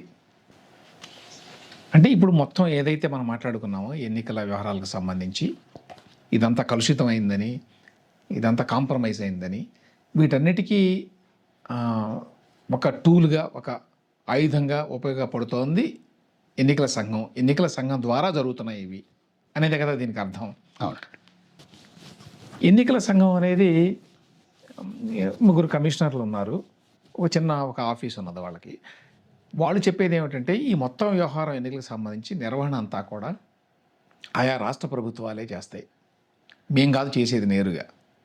ఆ ఆధ్వర్యం అది కావచ్చు, కానీ యాక్చువల్గా చేసే పని అంతా వాళ్ళే. అది ఈవెన్ ఎస్ఐఆర్కి సంబంధించి కూడా చెప్పారు వాళ్ళు. ఎస్ఐఆర్ నిర్వహించేది కూడా ఆయా రాష్ట్ర ప్రభుత్వాలే, మేం కాదు అని. మార్గదర్శకాలు ఇవ్వడమే మా పని అని. ఆ నేపథ్యంలో ఎన్నికల సంఘం నేరుగా ఈ మొత్తం వ్యవహారాల్లో, ఈ కాంప్రమైజ్ అవ్వడానికి సంబంధించిన వ్యవహారాల్లో నేరుగా పాత్ర పోషిస్తోంది అని చెప్పటానికి ఆధారాలు ఏంటండి?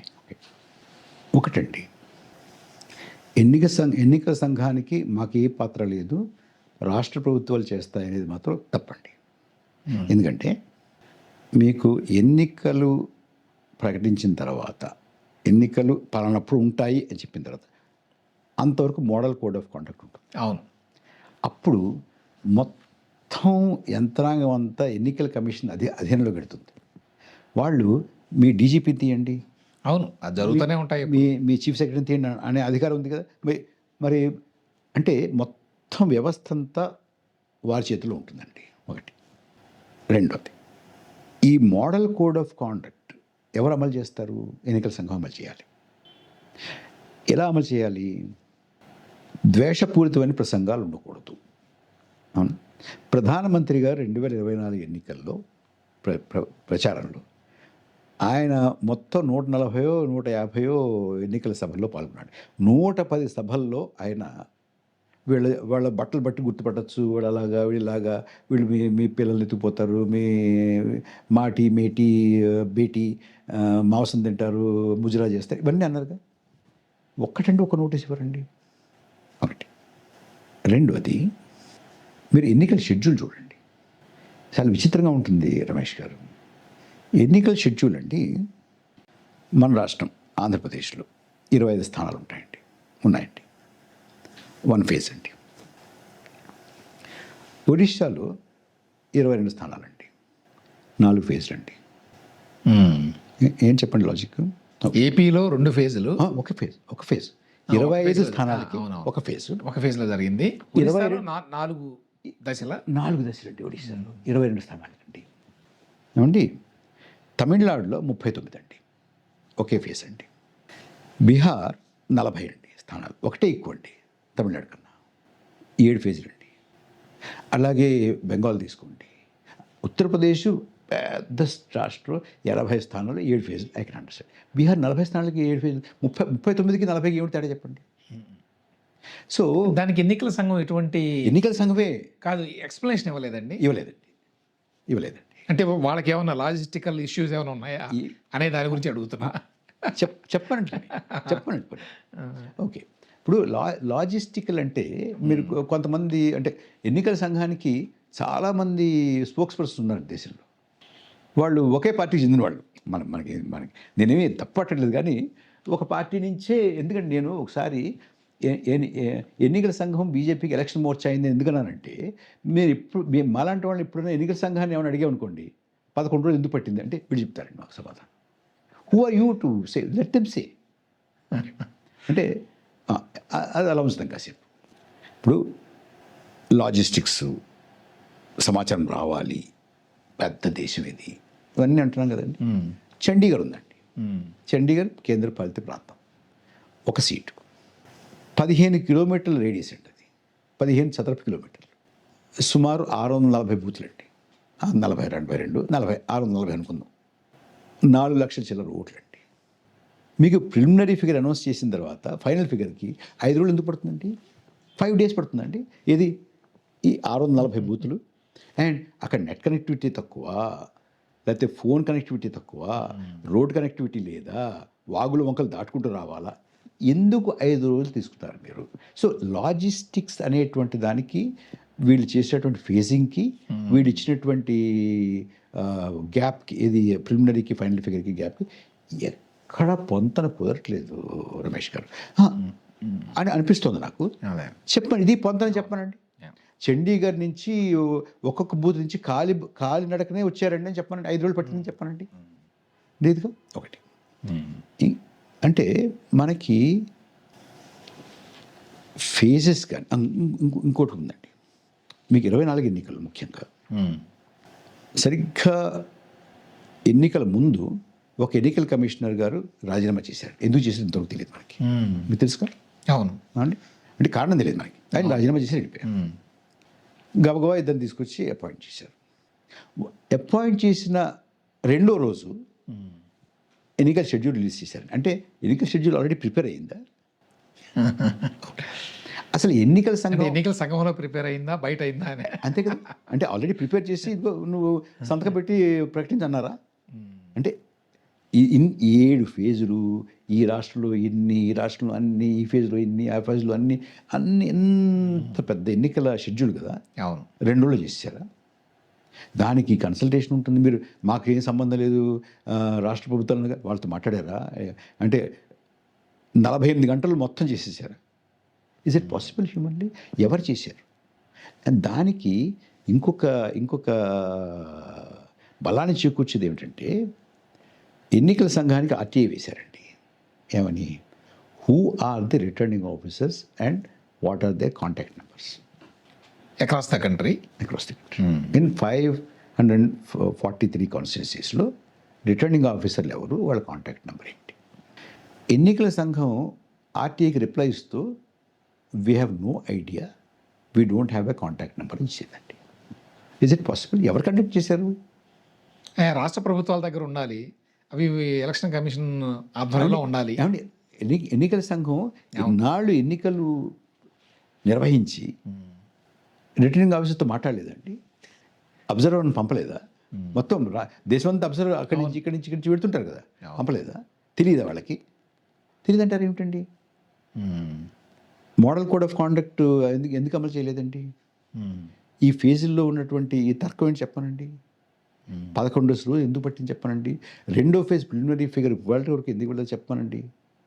7వ ఫేజ్లో మీరు ఫలితాలు ప్రకటించిన తర్వాత ఎందుకు మీరు మొత్తం ఫైనల్ ఫిగర్ ఎందుకు చెప్పారో చెప్పండి. ఈ ఉత్తరప్రదేశ్లో తక్కువ వ్యత్యాసం ఉంటే ఎక్కువ సీట్లు ఎందుకు ఒక పార్టీ కోల్పోయిందో చెప్పానండి. హర్యానాలో 10 జిల్లాల్లో ఎక్కువ వ్యత్యాసం ఉంటే ఒక పార్టీ ఎందుకు ఎక్కువ నెగ్గింది, తక్కువ వ్యత్యాసం ఉంటే ఎందుకు ఒక పార్టీ ఎందుకు ఓడిపోయింది చెప్పానండి. ఇది సింపుల్ క్వశ్చన్స్. అంటే నేను ఆ ప్రశ్నలకి గనక సంతృప్తికరమైనటువంటి సమాధానాలు నన్ను నచ్చ చెప్పేలాగా కన్విన్స్ చేసేలాగా వస్తే అనుమానించాల్సిన అవసరం లేదండి. ఏమనుమానిస్తాం మనం? నేను ఎవరిని ఇది ఇలాంటి ప్రక్రియ ద్వారా నా మిత్రుడైనటువంటి కందులు రమేష్ నెగ్గినా కూడా నేను ఇది పాయింట్అవుట్ చేస్తానండి. ఇది నాకెవరో ఒకళ్ళకి ఎట్టకో, ఒకటి నచ్చో, ఒకటి నచ్చకో కాదు. ఎవరైనా కూడా ఒక పౌరుడిగా మనం చేయాలిగా, అంతే. ఇక్కడ ఒకటి ఏంటంటే ఎన్నికల సంఘానికి సంబంధించండి, గతంలో కూడా ఇంతకంటే భిన్నంగా ఏమీ లేదు ఎన్నికల సంఘం. గతంలో ఇప్పుడున్న ప్రభుత్వం కాకుండా, బీజేపీ కాకుండా కాంగ్రెస్ ప్రభుత్వాలు ఉన్నప్పుడు కూడా ఒక ఎన్నికల కమిషనర్ ఉంటే శేషన్ గారిని ఈయన మరీ చాలా గట్టిగా ఉన్నాడని చెప్పి దాన్ని కొంచెం బలహీనపరచడం కోసం 3 అన్నారు. అది కాంగ్రెస్ ప్రభుత్వం ఉన్నప్పుడే జరిగింది. సో ఇటువంటివి ఎప్పుడూ జరుగుతూ వస్తున్నాయి ఎంతో కొంత స్థాయిలో. కాబట్టి సడన్గా ఇప్పుడేదో ఎన్నికల సంఘం పూర్తిగా అధికారంలో ఉన్న ఒక పార్టీకి అనుకూలంగా చేస్తుంది అని అనడం అనేది కొంచెం అతిశయోక్తి. గతంలో కూడా చేసినాయి ఇట్లానే ఎన్నికల సంఘం అట్లా చేయకపోబట్టే శేషన్ ఉన్నప్పుడు ఎన్నికల సంఘం రూపురేఖలను మార్చేశారు అనేటువంటి విమర్శ ఉందండి. ఇప్పుడు కాసేపు సరే అనుకుందామండి. ఎన్నికల సంఘాన్ని ఇవాళ ప్రభుత్వం ఆ కమిటీలో ప్రభుత్వం మెజారిటీతో నియమిస్తోంది. అంటే ప్రభుత్వం ఒక శాఖకి ఒక కార్యదర్శిను ఒక అధిపతిను ఎలా నియమిస్తుందో ఎన్నికల సంఘానికి కూడా అలాగే నియమిస్తుంది. అంతే కదా. ఎందుకంటే ప్రతిపక్ష నేతలు సుప్రీంకోర్టు మెజారిటీ ఇప్పుడు ప్రధానమంత్రి, ఆయన మంత్రివర్గంలో ఒక సహచరుడు ప్రతిపక్ష నేత. సో ప్రతిపక్ష నేత కాదన్నా అవునన్నా వాళ్ళిద్దరు majority. So it is a government appointment. So government appointment చేసింది కాబట్టి మనం ఎన్నికల సంఘాన్ని అనుమానించాలా? నో. ఎందుకంటే గవర్నమెంట్ నియమించినటువంటి సెషన్ నిష్పక్షపాతంగా వ్యవహరించారు. యాక్చువల్లీ మీరు అన్నట్టు ఆయన మరీ దూకుడుగా వెళుతున్నాడు కాబట్టి ఆయన కాస్త తగ్గించడానికి ఇంకో ఇద్దరు పట్టుకొచ్చారు అని అనుకుందాం కాసేపు. కానీ ఇప్పుడు జడ్జిలు కూడా ప్రభుత్వం నియమిస్తుంది. మరి అంటే నియమించిన తర్వాత మీరు ఎవరికి జవాబుదారీ? ప్రభుత్వానికి జవాబుదారియా, మిమ్మల్ని నియమించినటువంటి వాళ్ళకి జవాబుదారియా, రాజ్యాంగానికి జవాబుదారియా, ప్రజలకు జవాబుదారియా అనే దాని మీద ఆధారపడి ఉంటుంది. సో లేదు, నేను ఎవరు నియమించినా కూడా నేను ప్రజలకు జవాబుదారీ, నేను నిష్పక్షపాతంగా ఉంటాను అనుకుంటే ఒక రకంగా ఉంటుంది. కాదు, నేను పలానా వాడికి ఉడిగా చేసుకుంటానంటే వేరే రకంగా ఉంటుంది. సో మనకి అది వాడు. సో మనం కేవలం ప్రభుత్వం నియమించింది కాబట్టి వాళ్ళు వారికి వత్తాసుగా ఉంటారు అని అనుమానించాల్సిన అవసరం లేదండి. కానీ వాళ్ళ యాక్షన్స్ని బట్టి నేను చెప్పాను కదా, మీరు model code of conduct implement చేశారా? ఫేజింగ్లో తర్కం ఏమిటి? ప్రిలిమినరీకి ఫైనల్కి ఎందుకు తేడా ఉంది? అంత తేడా ఎందుకు ఉంది? అన్ని రోజులు ఎందుకు తీసుకుంటున్నారు? ఈ ఈ ప్రశ్నలకు సమాధానాలు లేవు. చాలా మంది దీనికి సంబంధించి ప్రశ్నలు ఏమైనా కదా. ఇంకొక పాయింట్ చెప్పాలి. మీరు ఇందాక అన్నారే, ఇదివరకు కూడా అలాగే ఉండేది. ఇదివరకు కూడా అలాగే ఉండేది కాబట్టి ఇప్పుడు నోరు మూసుకోవాలన్నా, ఇప్పుడు అడగకూడదనా? ఇదివరకు అలాగే ఉన్నప్పుడు అడగాల్సింది. నేను లేను, ఇప్పుడు ఉన్నాను, ఇప్పుడు చూస్తున్నాను, అడుగుతున్నాను. ఇప్పుడు ఇదివరకు నుంచి ఎప్పుడూ జరుగుతోంది కాబట్టి ఇప్పుడు జరగడంలో తప్పు లేదు అనేది నా ఉద్దేశంలో వాదన కాదండి. ఎందుకంటే నేను ఎప్పుడూ అంటరానితనాన్ని అవలంబించాను, ఇప్పుడు ఎందుకు అవలంబించకూడదు అంటే నేనేం చెప్పను దానికి. ఎప్పుడు స్లేవరీ ఉండేది, ఇప్పుడు కొత్త ఏమిటి అంటే నేను ఏమనుకోవాలి. ఎప్పుడు మనం బ్రిటిష్ వాళ్ళకి 200 ఏళ్ళ నుంచి బ్రిటిష్ వాళ్ళకి ఉన్నాము, ఇవాళ కూడా ఉంటే తప్పేమిటి అన్నాను అనుకోండి. గాంధీని ఎవరన్నా ఏం సంబంధం చెప్తాడు ఆయన?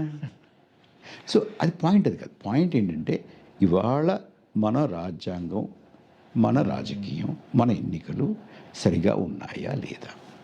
ఉన్నాయి అని అనుకుంటే సరి, లేదు అనేటువంటి అనుమానం వస్తే మనకి అడిగేటటువంటి హక్కు ఉన్నదా లేదా, దానికి జవాబు చెప్పాల్సినటువంటి బాధ్యత ఎన్నికల సంఘానికి ఉందా లేదా, అంతే నేను అడిగేది. ఓకే, మీరు ఒక మాట కూడా అన్నారు ఈ మధ్యకాలంలో చాలా చోట్ల మాట్లాడినప్పుడు, ఎన్నికల సంఘాన్ని బహిష్కరించాలి, ఎన్నికలు కూడా బహిష్కరించాలి, ప్రతిపక్షాలు బహిష్కరించడం అంటే అట్లా చేస్తే తప్ప పరిస్థితి మెరుగుపడదు అనేది. ఆ స్థాయిలో ప్రమాదం ఉందని అనుకుంటున్నారా మీరు? అంటే ఎన్నికలను కూడా బహిష్కరించాలి, మిగతా పార్టీలన్నీ ఇవి సక్రమంగా జరగడం లేదు అనేటువంటి కారణంతో అనేది మామూలుగా అయితే అది ఒక చివరి అస్త్రంగా అనుకుంటారు ఎవరైనా. అది బహుశా ఎక్స్ట్రీమ్ అని అనుకోవాలి. ఎన్నికలను బహిష్కరించడం అంటే ప్రతిపక్షాలు మామూలు విషయం కాదు భారతదేశం లాంటి దేశంలో. ఆ పరిస్థితిలో ఉన్నామా ఇవాళ మనం? ఇప్పుడు దానికి వెళ్ళే ముందు మీరు ఇందాక అడిగినటువంటి ఒక్క ప్రశ్నకి కూడా నేను కాస్త వివరణ ఇవ్వాలి. మీరు ఏమన్నారంటే, మరి అక్కడ ఎందుకు దొరుకుతున్నారు, ఇక్కడ ఎందుకు కొడుతున్నారు, ఒక చోట నెగ్గడం, ఒక చోట కొట్టడం, ఇదేమిటి మరి? నెగ్గాలంటే నెగ్గాలి, ఇలాగే చేస్తున్నాడు, అన్నీ గేయాలిగా. దానికి 2 రకాలైనటువంటి వివరణ ఇస్తానండి, కొంచెం ఓపికగా వినండి. ఇది ముఖ్యమైనది, ఎందుకంటే చాలామంది మెదడులో ఉన్నటువంటి ప్రశ్న. అవును, మీరు ఎప్పుడో క్యాసినోకి వెళ్ళారు నాకు తెలియదు, వెళ్ళే ఉంటారు, చాలాసార్లు అమెరికా పెడుతుంటారు మీరు. సరే, క్యాసినోలో ఇది క్యాసినో సిండ్రోమ్ అండి. మీరు క్యాసినోకి వెళ్తారు, ఆడతారు, నెగ్గుతారు, మళ్ళీ ఆడతారు, నెగ్గుతారు, మళ్ళీ ఆడతారు, ఓడతారు, మళ్ళీ ఆడతారు, ఓడతారు, మళ్ళీ ఆడతారు, నెగ్గుతారు, మళ్ళీ ఆడతారు, 3 సార్లు ఓడిపోతారు, మళ్ళీ ఒకసారి నెగ్గుతారు. అంటే ఓడినా కూడా నెగ్గుతామనేటువంటి ఆశ సజీవంగా ఉండాలి మీలో. మీరు ఆడిన ప్రతి ఆట ఓడారనుకోండి, మళ్ళీ రేపు పొద్దున ఆడతారా? లంచ్ బ్రేక్ తర్వాత ఇంటికి వెళ్ళిపోతారు, రారు. అప్పుడప్పుడు ఒకటి గెలుస్తూ ఉండాలి. గెలుస్తూ ఉండాలి. అంటే మీలో నెగ్గుతామనేటువంటి ఆశ సజీవంగా ఉండాలి. కానీ ఆ వేళ బిజినెస్ క్లోజ్ చేసేటప్పటికి ఎవరికి లాభం ఉంటుంది? క్యాసినోకి ఉంటుందా, మీకు ఉంటుందా? క్యాసినోకి ఉంటుంది. సో అది ఇవాళ దేశంలో జరుగుతున్నటువంటి ప్రక్రియ ఒకటి. ఓకే. ఇది క్యాసినో సిండ్రోమ్. రెండోది, ఈ క్యాసినో సిండ్రోమ్లో ఏం చేస్తారు? హిమాచల్ ప్రదేశ్ ఇచ్చే పర్వాలేదు, మహారాష్ట్ర మనకి ధారవి ఉంది, చాలా ఉన్నాయి అక్కడ, ఫైనాన్షియల్ క్యాపిటల్ మనకు కావాలి. హర్యానా చిన్న రాష్ట్రమే, కానీ రైతులు కనుక ఢిల్లీ మీద పడాలంటే ఆపేది ఎవరు? హర్యానా మన చేతిలో ఉండాలి. అక్కడ ఇచ్చి ఇక్కడ ఇచ్చేసి జార్ఖండ్ ఇచ్చి పర్వాలేదు అని ఒకటి నెగ్గి ఒకటి ఓడి, ఒకటి నెగ్గి ఒకటి ఓడితే ఇంకోటి కూడా ఉంది అందులో. ఎవడైనా ఓడినటువంటి వాడు ప్రశ్నించాడు అనుకోండి, అంటే నువ్వు నెగ్గితే పర్వాలేదా, నువ్వు ఓడితేనేమో ఓటు చోరీనా అని అడగడానికి ఉంటుంది. ఇది ఒకటండి. రెండోది, మీరు అన్న దాంట్లో ఇంకొక ప్రశ్న ఏముందంటే అక్కడ, మరి అన్నీ నెగ్గేచ్చుగా. ఇందా చెప్పానే, అన్నీ నెగ్గేస్తే మళ్ళీ దానికి విశ్వసనీయత ఉంటుంది, లెజిటిమసీ ఉంటుంది. ఇంకోటి ఏమిటంటే, ఇప్పుడు మా ఇంట్లో దొంగతనం జరిగిందండి అనుకుందాం. నేను పోలీస్ స్టేషన్కి వెళ్ళాను. పోలీస్ స్టేషన్కి వెళ్తే అక్కడ ఎస్హెచ్ఓ, అవునయ్యా మీ వీధిలో ఎన్ని ఇళ్ళు ఉన్నాయి? సరే ఒక 10 ఇళ్ళు ఉన్నాయండి. మీ ఒక్క ఇంట్లోనే పడ్డా అని అడిగాడు. నేను చెప్తాను దానికి, నాకు సమాధానం ఉందా? ఓకే, పడ్డాడు అనుకుందామయ్యా, నేను అమ్ముతాను, పడ్డాడు, ఇంకా మిగతా అన్నీ వదిలేసి మీ ఇంట్లోనే పడ్డాడు అనుకుందాం. ఏమేమి పోయాయి మీ ఇంట్లో? సరే ఈ 4-5 పోయాయండి. మరి మీ ఇంట్లో చాలా ఉన్నాయి కదా. ఉన్నాయి. ఈ 4 పట్టుకెళ్ళాడా? అదేంటే మొత్తం పట్టుకెళ్తాడు కదా, ఎందుకు 4 ఎందుకు పట్టుకెళ్ళాడు అంటే నేను సమాధానం చెప్పను. దగ్గర సమాధానం ఉంటుందండి, మీ దగ్గర ఉంటుందా? దెన్ సో మీ వీధిలో ఉన్నటువంటి 9 ఇళ్ళు వదిలి మీ ఇంట్లో పడ్డాడు. మీ ఇంట్లో పడి 4 దొంగిలించాడు, మిగతా 300 వదిలేసాడు. అది నమ్మమంటాను నన్ను. సో నమ్మాను అనుకో. ఎలా వచ్చాడు చెప్పు? ముందు నుంచి వచ్చాడా, వెనకాల నుంచి వచ్చాడా, పైనుంచి వచ్చాడా, దుడిదోమని వచ్చాడా, పెరట్లోంచి వచ్చాడా? అది కూడా నేను చెప్పాలా? అంటే అది ఈవీఎమ్మా మరొకటి, అది నేనే చెప్పాలి. ఎందుకు ఇన్నే పోయే నేనే చెప్పాలి. ఎందుకు ఇక్కడ నెగ్గారు అక్కడ ఓడారు నేనే చెప్పాలి. ఈ రాష్ట్రమే ఎందుకు వచ్చింది, ఆ రాష్ట్రం ఎందుకు రాలేదో నేనే చెప్పాలి.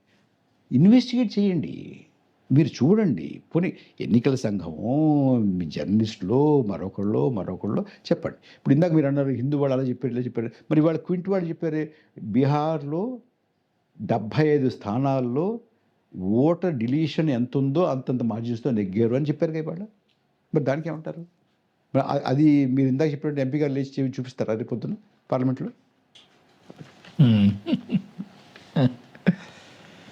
అయితే నేను అడిగిన ప్రశ్న, ఎన్నికల బహిష్కరణ అనేది ఈ టైంలో కరెక్టేనా? ఇప్పుడు అసలు నేను ఆ మాట అన్నప్పుడు అండి, నేను యాథాలాపంగా అనలా, బాధ్యత లేకుండా అనలా, చాలా లోతుగా ఆలోచించి అధ్యయనం చేసి అన్నమాట. ఇది చాలా తీవ్రమైన చర్యగా కనిపిస్తుంది. తీవ్రమైన చర్యే, దాంట్లో ఏమీ తేడా లేదు. అయితే నా కన్సర్న్ చెప్తాను నీకు. ఇప్పుడు ఇందాక నుంచి మనం ఓటింగ్ పర్సంటేజెస్ గురించి మాట్లాడుకున్నాము. పోలైన ఓటు కన్నా 5 కోట్ల ఓట్లు ఎక్కువ లెక్కించారని మాట్లాడుకున్నాము.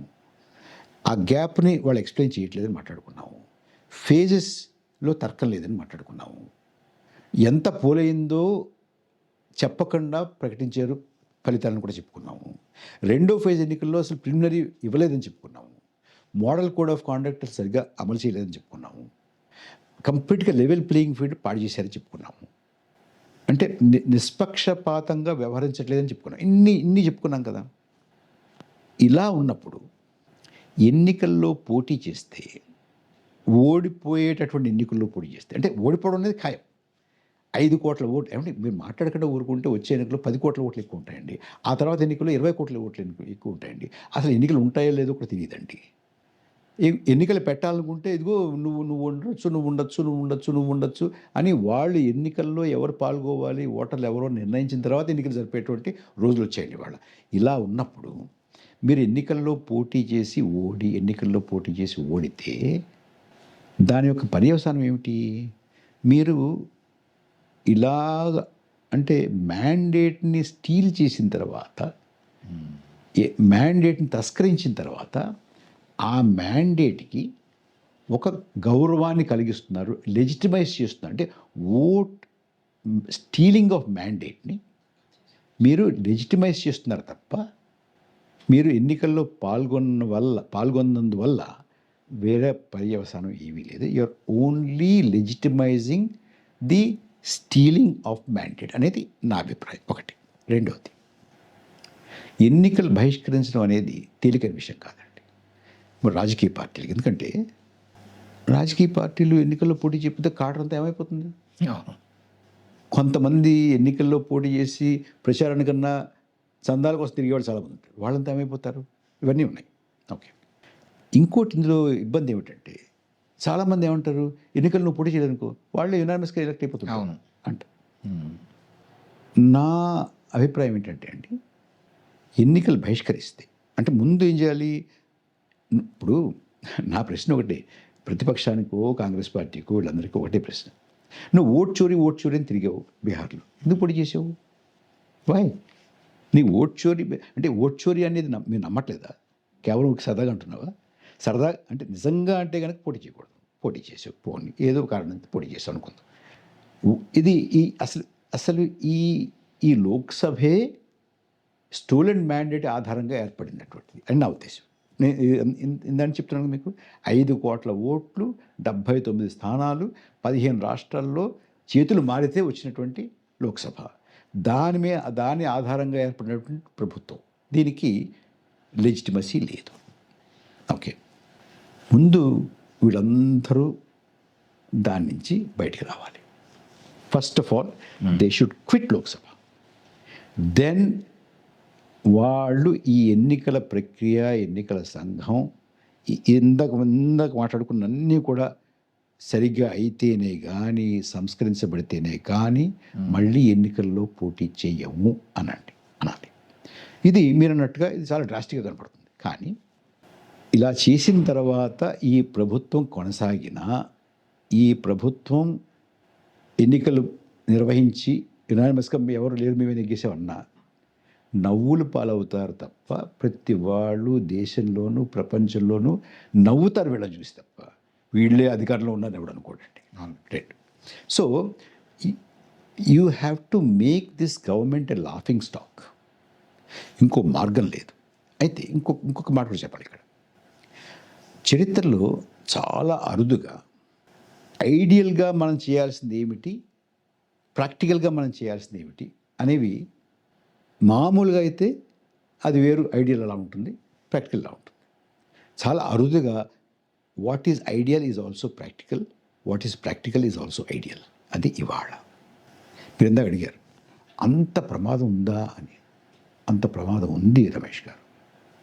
మనకేంటంటే ఎక్కడో జరుగుతుంది, ఆఫ్రికాలో జరుగుతుంది, మనకు జరగదు, భారతదేశం జరగదు అనేది ఒకటి ఉంటుంది. For everything there is a first time. ఎందుకంటే ఇది దీని వెనకాల ఒక ఎజెండా ఉంది రమేష్ గారు, అది మిస్ అవ్వద్దు. ఇది ఇంకోటి కూడా చెప్తున్నాను, please don't take this only as an election issue. ఇది భారతదేశ సమాజాన్ని పూర్తిగా పరివర్తన చేయడానికి, భారతదేశ రాజ్యాంగాన్ని పూర్తిగా మార్చేయడానికి. రాజ్యాంగం అలాగే ఉంటుంది, దాంట్లోని గుజ్జును లాగేయడం. అంటే ఈ దేశంలో ఎవరు పౌరులుగా ఉండాలి, ఎవరు రాజకీయ హక్కులను వినియోగించుకోవచ్చు, ఎవరికి రాజకీయ హక్కులని నిరాకరించాలి అనేటటువంటి ఒక డిజైన్తో జరుగుతున్నటువంటి విషయం ఇది. కాబట్టి పరిస్థితి అంత ప్రమాదకరంగా ఉన్నది, ఇందులో నాకైతే అనుమానం లేదు. దీనికి ఓన్లీ ఒక తీవ్రమైనటువంటి చర్య మాత్రమే సమాధానం. ఏదో పోటీ చేద్దాం, ఓడతాం, నెగ్గితే నెగ్గుతాం, ఓడతాం, నెగ్గితే నెగ్గుతాం, అయ్యో ఓడాం కాబట్టి ఓటు చోరీ, మళ్ళీ పోటీ చేస్తాం, మళ్ళీ అక్కడ కూర్చుంటాము. అందులో మేము 10 మంది పోటీ చేస్తే ఇద్దరు నెగ్గుతారు, వాళ్ళంతా అక్కడ కూర్చుంటారు. ఏం దానివల్ల ఉపయోగం ఉంది చెప్పండి. ఓకే. ఇప్పుడు ఏమండి ఒక మాట చెప్తాను మీకు. దేశంలో నిరుద్యోగం చాలా భయంకరంగా ఉంది. అంటే నిరుద్యోగం అతి ఎక్కువగా ఉన్నటువంటి ప్రపంచంలో దేశాల్లో 4-5 ఉంటే అందులో మనం ఉన్నాం. అందులో యువత నిరుద్యోగం చాలా ఎక్కువగా ఉంది. ఆ యువత నిరుద్యోగంలో చదువుకున్న యువత నిరుద్యోగం చాలా ఎక్కువగా ఉంది. ధరల పెరుగుదల చాలా ఎక్కువగా ఉంది. దేశంలో చరిత్రలో ఎన్నడూ లేనంత అసమానత ఉంది అనేది మనకి ఇన్ఈక్వాలిటీ ల్యాబ్ థామస్ పికెటీ వాళ్ళు చేసినటువంటి అధ్యయనంలో తేలింది. అట్లాగే ఆక్స్ఫామ్ వాళ్ళు చేసినటువంటి అధ్యయనంలో తేలింది. ఇంతేకాకుండా చరిత్రలో ఎప్పుడూ లేనంత తక్కువ సేవింగ్స్ ఇవాళ హౌస్ హోల్డ్స్లో ఉన్నాయి. ఎప్పుడూ లేనంత హౌస్ హోల్డ్ డెట్ అప్పు, దేశం మొత్తం మీద అప్పు చెప్పట్లే, కుటుంబాల అప్పు ఉంది. మొట్టమొదటిసారిగా గత సంవత్సరం మొత్తానికి మన్రేగాకి కేటాయించినటువంటి డబ్బు 6 నెలలు అయిపోయింది. అంటే రూరల్ డిస్ట్రెస్ చాలా పెరిగింది. ఇంత డ్రాస్టిక్ ఎకనామిక్ సిచ్యువేషన్ ఉన్నప్పుడు సరే ఒక్కసారి ఒక్క క్రాప్ ఫెయిల్ అయితే ప్రభుత్వాలు పడిపోయాయండి, ఎన్నికల్లో నెగ్గలేకపోయాయి. ఇంత డిస్ట్రెస్ ఉన్నప్పుడు ఇదే ప్రభుత్వం వచ్చేస్తుంది, ఇంకా ఎక్కువ స్థానాలతో వస్తుందంటే దెర్ ఈస్ సంథింగ్ రాంగ్. ఒకటి అంటే ఇంకో మాట చెప్పాలండి, ఇప్పుడు ఇంత సంక్షోభం ఆర్థికంగా ఇలా ఉంటే 10 hours మ్యారథాన్ డిస్కషన్ వందే మాత్రం అండి. Tell me how is it just అంటే వందే మాత్రం గురించి మాట్లాడదంట్లా, మణిపూర్ గురించి మాట్లాడవా? సుమారు 2 ఏళ్ళు అవుతుందండి, మండిపోతుంది. ఇవాళ కూడా మండుతుంది కదా, మీరు పట్టించుకుంటున్నారా? పెట్రోల్ మండుతుంది కదా, పట్టించుకుంటున్నారా? ధరలు మండుతున్నాయి కదా, పట్టించుకుంటున్నారా? నిరుద్యోగం ప్రబలుతుంది కదా, పట్టించుకుంటున్నారా? చైనా దగ్గర 3,000 నుంచి 4,000 చదరపు కిలోమీటర్ల భూభాగాన్ని ఆక్యుపై చేసుకుంది అని లడాఖ్లో జనం చెప్తున్నారు. మీ ఎంపీలో కొంతమంది చెప్తున్నారు కదా, పట్టించుకుంటున్నారు? ఇవి పట్టకుండా ఈ పెళ్లి గొప్పగా జరిగిందని, లేకపోతే ఆ ఫుట్బాల్ మ్యాచ్ బాగా జరిగిందని, లేకపోతే ఇది జరిగిందని అది జరిగిందని, వందే మాత్రం ఆ 2 పంక్తులు ఉండాలా లేదా అని దాని మీద డిస్కషన్ చేసుకుంటామండి మనం. మీరు దేశంలో అత్యంత ప్రధానమైనటువంటి రంగం వ్యవసాయ రంగం. ఎక్కువ మంది ఆధారపడి ఉన్నటువంటిది పరోక్షంగాను ప్రత్యక్షంగాను వ్యవసాయ రంగం. వ్యవసాయ రంగాన్ని సమూలంగా మార్చేటటువంటి 3 చట్టాలు మీరు పట్టుకొచ్చి 5 నిమిషాలు చర్చ చేయలేదండి వాటి మీద. దాని మీద గొడవ జరిగితే మళ్ళీ పంజాబ్ ఎన్నికల ముందు దాన్ని వెనక్కి ఎందుకు తీసుకున్నాం కూడా మనం లోక్సభలో చర్చ చేయలేదు కదా. ఇవన్నీ చర్చలు లేకుండా 10 గంటలు ఏకధాటిగా వందే మాత్రం గురించి చర్చించుకుంటున్నామంటే మనం ఎక్కడున్నాము? ఇది సంక్షోభం కాదా? ఇది దేశాన్ని పూర్తిగా మార్చేసేటటువంటిది కాదా? అంటే మనకి ఇంకొక విషయం నేను చెప్పనివ్వండి. 46 నుంచి 49 నవంబర్ నుంచి 46 నవంబర్ నుంచి 49 డిసెంబర్ వరకు సుమారుగా 3 సంవత్సరాలు చర్చ చేసి మనం ఒక రాజ్యాంగాన్ని రాసుకున్నామండి. ఏ దేశమైనా కూడా స్వాతంత్రం వచ్చిన తర్వాత అసలు ఈ దేశ వాసులు ఎవరు, ఈ దేశ పౌరులు ఎవరు అనే దాని మీద ఎక్కువ చర్చించారండి. మనం డే 1 ఈ దేశంలో ఉన్నటువంటి అందరూ పౌరులు అన్నాం, అందరికీ ఓటు హక్కు ఇచ్చాం. అసలు ఐడెంటిఫై చేసి ఇవ్వాలా లేదా అని మీద పెద్ద తర్జన భర్జన జరగలేదండి.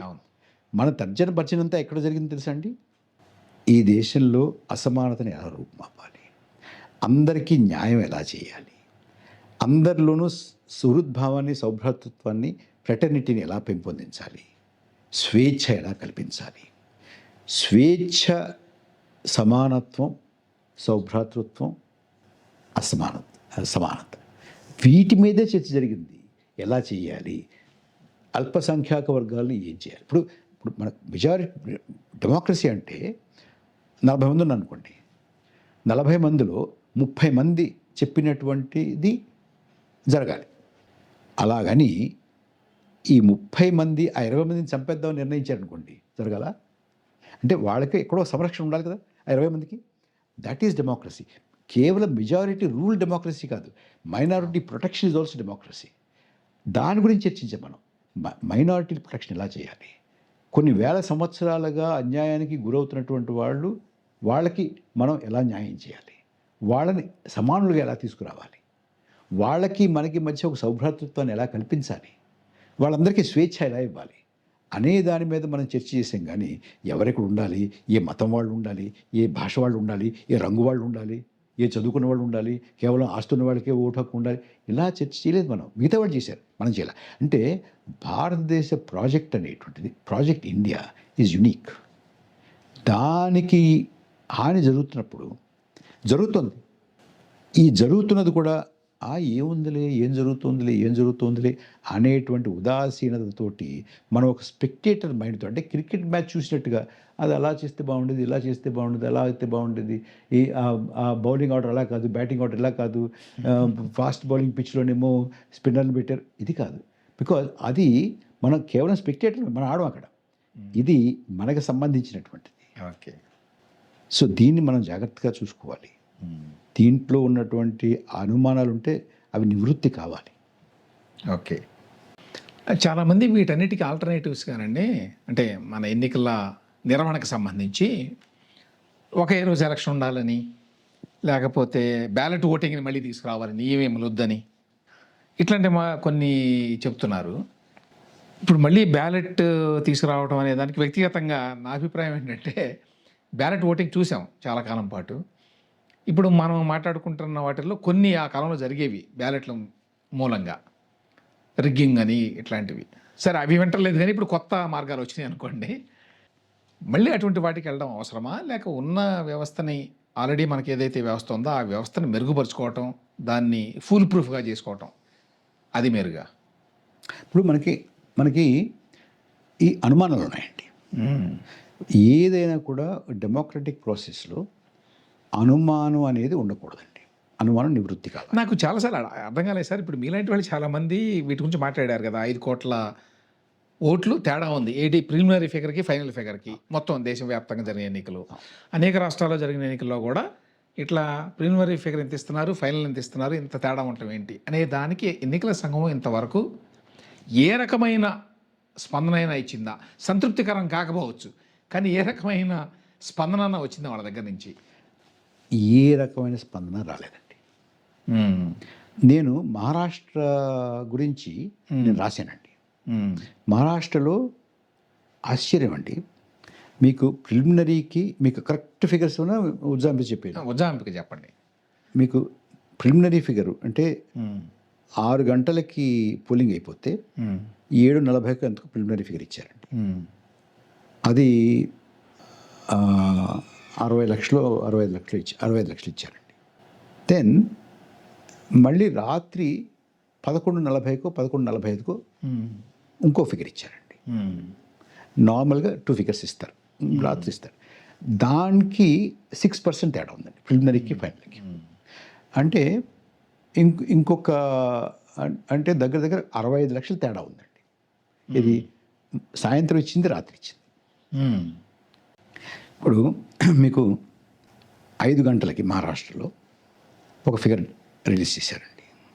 దాని ప్రకారం 5,64,88,024 మంది పోలింగ్ అయిందండి. అంటే 5,64,00,000 అనుకుందాం, చిల్లర తీసేద్దాం. రాత్రి 11:30కి ఇంకో ఫిగర్ వచ్చిందండి. దాని ప్రకారం 6,30,00,000 మంది ఓటేశారని చెప్పారండి. అంటే 5 గంటలకి 11:40కి మధ్యలో 70 దీంట్లో 65,97,000 అండి తేడా వచ్చింది. అంటే 66 లక్షలండి. ఏమండి? ఓకే, అక్కడితో ఆగలేదు. మహారాష్ట్రలోనండి విచిత్రం ఏంటంటే అన్ని రాష్ట్రాల్లోనూ, లోక్సభ కానీ, హర్యానా కానీ, జార్ఖండ్ కానీ, మరొకటి కానీ ఎక్కడైనా కూడా 7 గంటలకి 8 గంటలకి ఒకటి, 11:40కి ఒకటి, 2 ఫిగర్స్. మహారాష్ట్రలో ఇంతతో ఆగకుండా కౌంటింగ్కి ఒక 10-12 గంటల ముందు ఇంకో ఫిగర్ వచ్చిందండి. దాని ప్రకారం ఇంకొక 9,99,000 అదనంగా వచ్చి అంటే వెరసి 5 గంటల పోలింగు, లాస్ట్ రివైజ్డ్, మళ్ళీ కౌంటింగ్ ముందు అన్నీ కలుపుకుంటే 75,97,000. 12% పైనే ఉంది కదా. అయితే శాతం చూస్తే 7.83. 7. ఓకే. ఏమండి? ఓకే, అంటే సుమారు 76 లక్షలు. 76 లక్షల ఓట్లు అదనంగా వచ్చాయి. ఇది ప్రిలిమినరీకి, దానికి. సరే నేను ఇది నేను రాశాను, ట్వీట్ చేశాను కొంత, దానివల్ల కాస్త చర్చ మొదలైంది. ఎలక్షన్ కమిషన్ నేరుగా కాకుండా ఏం చేశారంటే అండి, CEO ఆఫ్ మహారాష్ట్ర ఆయన నా పేరు తీసుకోకుండా కొంతమంది 75 లక్షల ఓట్లు ఎక్కువ పడ్డాయి అంటున్నారు. వాళ్ళకి తెలియంది ఏమిటంటే మహారాష్ట్రలో 1,00,000 బూతులు ఉన్నాయి అంటే 75 ఓట్లు బూత్కి అంతేను అన్నారండి. చాలా సింపుల్ కనపడుతుంది కదా, 75 ఓట్లే కదా బూత్కి అని. అయితే మేమేం అడిగాము ఆ తర్వాత, వీళ్ళు ఎందుకంటే ఎన్నికల అంటే పోలింగ్ శాతం ప్రకటిస్తూ ఎన్నికల సంఘం ఏం చెప్తుందంటే ఓటింగ్ ఇంత అయ్యింది, అంత చాలా ఉత్సాహంగా ఓటింగ్ వచ్చారు, ఇవన్నీ రాస్తారు కదా మామూలుగా, మహిళలు బాగా పాల్గొన్నారని చెప్తారు అంటూ వాళ్ళు ఏమన్నారంటే గ్రామీణ ప్రాంతాల్లో కొన్ని పోలింగ్ బూతుల్లో సమయం తర్వాత కూడా ఎక్కువ మంది వెయిట్ చేశారు. అంటే ఏంటి, నాట్ ఎవ్రీవేర్.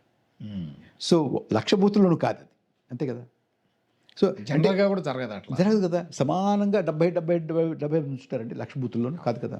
సో మేము ఏం అడిగాము, మీరు 75-76 లక్షలు ఎక్కువ ఓట్లు కదా, ఎక్కడ ఏ బూతుల్లో ఏ నియోజకవర్గాల్లో ఏ బూతుల్లో, తర్వాత ఇవి ఉన్నాయిగా, ఏది ఇందాక చెప్పాను నేను, ఇది వాళ్ళ వీడియో టోకెన్లు, తర్వాత డైరీ, అది చూపించండి, ఈ బూతుల్లోనయ్యా ఈ 75 లక్షలు చెప్పండి.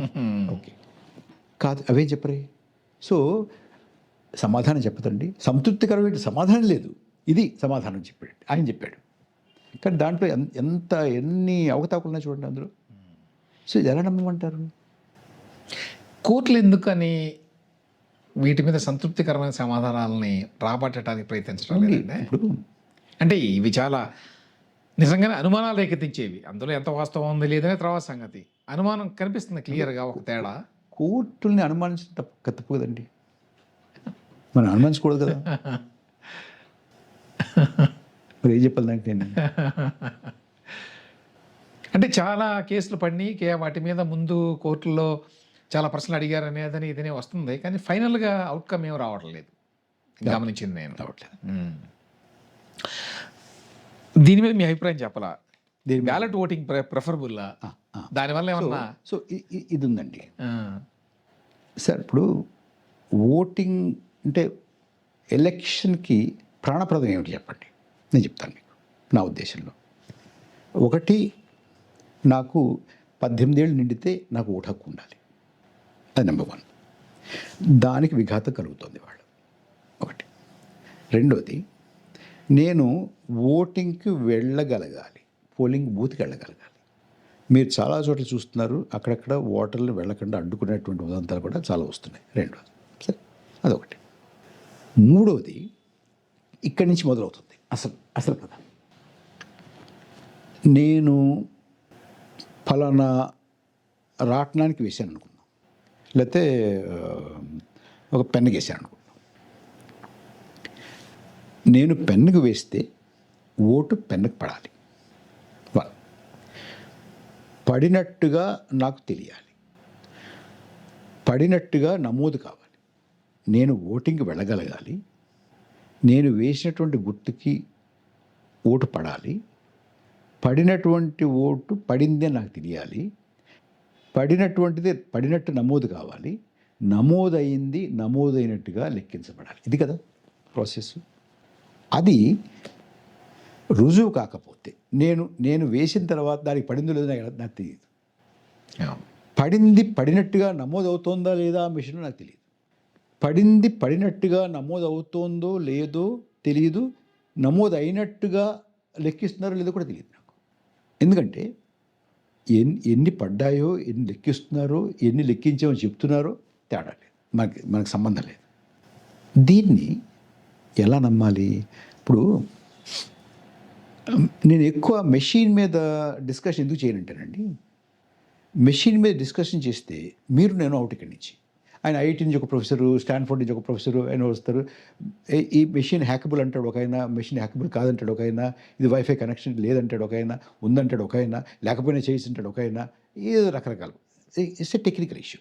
But for a normal people person like you and me, నేను వేసినట్టుగా పడుతోందా లేదా, నేను వేసినట్టుగా పడి వేసినట్టుగా నమోదవుతోందా లేదా, నమోదవుతుందో నాకు తెలుస్తుందా లేదా, తెలిసింది నమోదైనట్టుగా లెక్కిస్తున్నాడు లేదా, నాకు కావాల్సిందే కదా. దీనికి గ్యారంటీ ఇవ్వండి నాకు. మీరు సైన్ లాంగ్వేజ్లో మాట్లాడతారా, లేకపోతే చేతులు ఎత్తమంటారా, లేకపోతే బ్యాలెట్ బాక్స్ పెడతారా, లేకపోతే ఈవీఎం పెడతారా, ఈవీఎంలో ఎన్ని వీవీప్యాట్లు ఎక్కిస్తారు, ఇవన్నీ ఉండగా. అంచేత ఒక అనుమానం ఏముందంటే రమేష్ గారు, ఇదివరకు బ్యాలెట్ స్టఫింగ్ ఉండేది, అవును, బూత్ క్యాప్చరింగ్ ఉండేది, కొట్టేవాళ్ళు. అది ఈ బూత్లో జరిగేది, ఆ బూత్లో జరిగేది కాదు. ఈ బూత్లో నీకు బలం ఉండేది, ఆ బూత్లో నాకు బలం ఉండేది. అవును. ఇప్పుడు ఏం మీతో సంబంధం లేకుండా ఎక్కడైనా కూర్చొని చేసే అవకాశం ఇంకా సులభతరమైంది. అనుమానం కదా.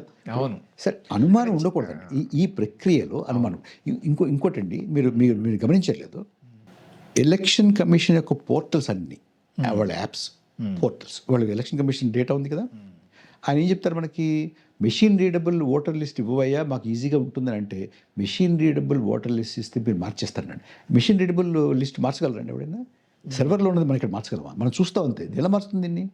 నువ్వు మార్చండి, మీ కంప్యూటర్లో మారుస్తారు. రీడ్ ఓన్లీ అని పెట్టుకోవచ్చు కదా. Machine readable is only read only. అవును.